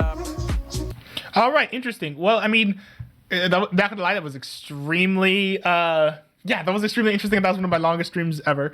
But I figured it was important to kind of go over the GOP debate and also share my thoughts, especially since I like doing not GOP, but since I like doing political, coverage and whatnot. This is probably one of the biggest political things going on right now. So yeah, rather interesting. And, I could share my own thoughts to wrap the debate up. I will say I actually made a short list of who I personally liked following that debate. Hold on, let me pull this up real quick. But, just off the top of my head, I know for sure that Vivek Ramaswamy was number one on my list. I think that he far and away really showed himself as someone who supports the ideals of the GOP base. And I don't know if I'm like the GOP base necessarily, but I am a conservative, and I think that conservatives really connect with a lot of the things that Vivek Ramaswamy said. So if you look at my list here, this is following the debate. Who I support: Vivek Ramaswamy, support him. Tim Scott, he didn't get many opportunities to say much, but I do agree with what he said a lot of the time. So, again, you have to remember that I am more of a fan of voting for people based on policy than voting based on rhetoric, right? So Tim Scott's rhetoric was not the most impressive, but that didn't mean that he was the worst candidate on that stage. Larry Elder, also, he's really great on social issues. I feel like if someone was to lead the DEA or something like that, it could be something like someone like Larry Elder, because he is in touch with what's wrong with the nation on a social level. I don't know how well that'll translate to being a someone who signs off on various policies or not, but that's just where I feel like Larry Elder has his biggest strengths. With Nikki Haley, I do agree with some of her policies. I'm not a big fan for foreign policy, but I'm a fan of some of her domestic policies. And I like her willingness to be frank and say, as president of the United States, I cannot just willy-nilly ban abortion the way that a lot of people would be like, oh, I will be one of the most pro-life presidents in American history. Yada, yada. Doesn't really matter if you don't have the votes in the Senate or the House. Now, following this, who I don't support, DeSantis. That's mostly based on his track record, not what he said up there on his stage. I have a previous video all about this, but I think he is an authoritarian to a potentially dangerous degree. Donald Trump, he mistreated Mike Pence, I think, following, all the stuff that happened in January 6th in a way that I think, in my book, maybe not for everyone, and I think that it should be up to the voters to determine this, but in my book, disqualifies him from being president of the United States. Chris Christie, number 3, he doesn't really have a clear vision for the future of the nation. He just wants Donald Trump out. He's not even a real politician. He's just trying to get Trump out of the running for the GOP nomination. He's just a spoiler. I don't like spoilers. For Asa Hutchinson, he seems wishy-washy on things such as Ukraine, which he didn't really get asked about, but if you watched his appearance on the Blaze TV summit, it was just embarrassing. Mike Pence, he is in no way impressive at all. The things that he said that were good, you can find those in other candidates as well. And I don't know, he just doesn't really come across as someone who I feel like would be a great president in my opinion. And like I said there, everyone else I don't really care about. Right, like they're just not even on my radar at all. Now that could be a fault of mine, and maybe I need to do more research on some of the other candidates, but that's just where I stand at the moment. But I think what matters more than just what one guy thinks is what you all think at home watching these debates. Who are you siding with after watching the GOP debates? Have you been swayed away from supporting Donald Trump? I don't think I'll ever be swayed towards supporting him as someone to vote for, at least in the nomination process. But no, not all of you guys, I'm sure, are on board with that perspective. So let me know what you guys think in the comment section below. I'm kind of interested to hear what you guys have to say. Thanks for tuning in, for subscribing and all that. And I will see you guys next time in another video.